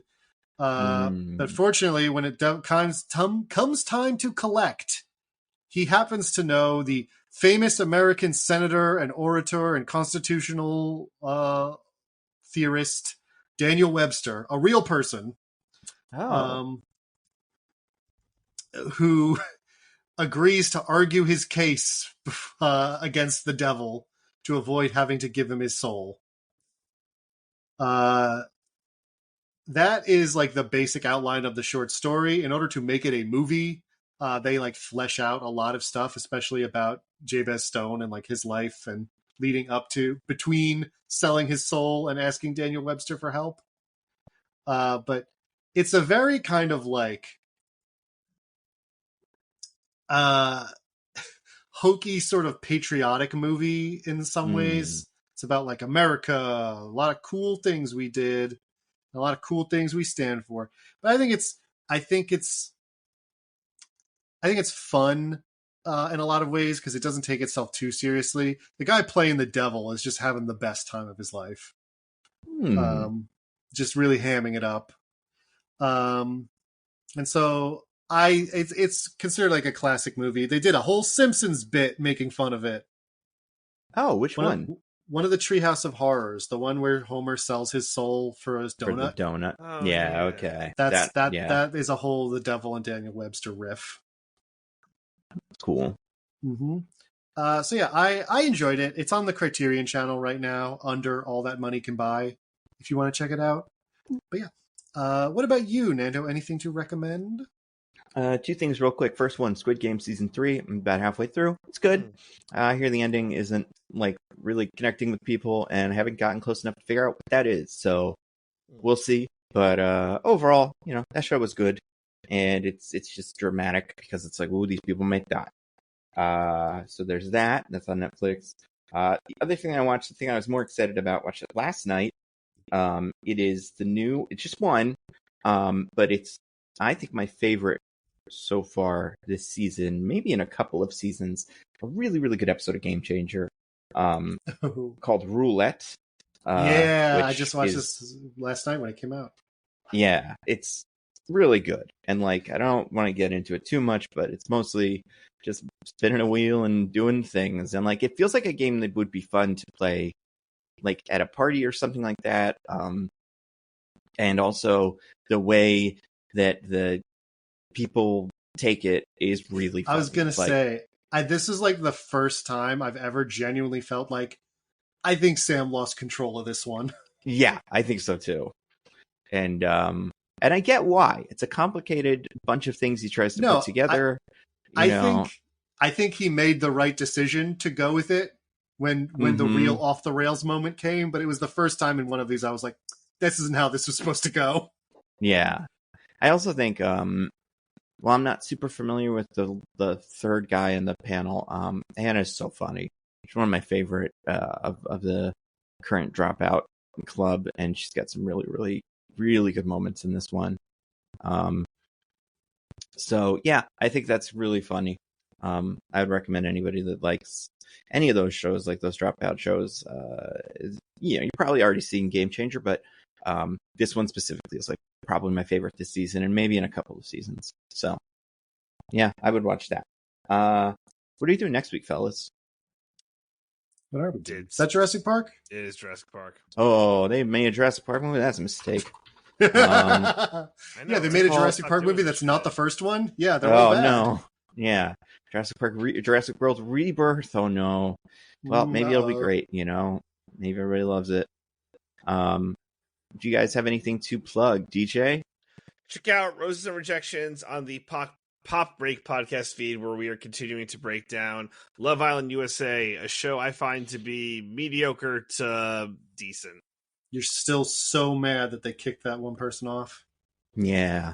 She actually brought her back, but in kind of like a weird way, and her, I don't know, the guy she was with has moved on, and I just don't think she has any prospects, and it's kind of like, I kind of wish they just kind of booted her. Wow, there's no pleasing you people. Yeah. More Ultimatum. Yeah, that's true. That's how you please the people. Diggins, what about you? I did actually write that thing I threatened I was going to do last time. It's true. About 28 years later, and sort of living with death without accepting it. I don't know. Maybe you think that's interesting. You can read it at alittleperspective.substack.com if you feel like it. Whatever. I don't even care. What about you, Nando? Do you have anything to plug? It's pretty cool. I don't know. New video out. The recasting Steven Yeun in the MCU. And then that means my other video went on Nebula this week, or like the other day, which is my Why Thunderbolts Failed video, which is called Marvel Shill Makes Excuses for Thunderbolts, a movie that is now on VOD, so everybody can go back and watch it and go, wow, we should have been nicer to this movie. I think the record will show that I was quite nice to that movie. I mean, all the people that didn't see it and didn't give it its money, because everything is a popularity contest, and if you didn't go to a movie, you're responsible for it failing. So that's what happens. So, it's pretty cool. Besides that, I don't know, videos and stuff. You got Ironheart Reaction, can watch that right as we're finished with this. So those will be out soon on Nando V Movies and the Nando Cut. Until next week, at Nando V Movies on Twitter. At Zippy by Day on all the things.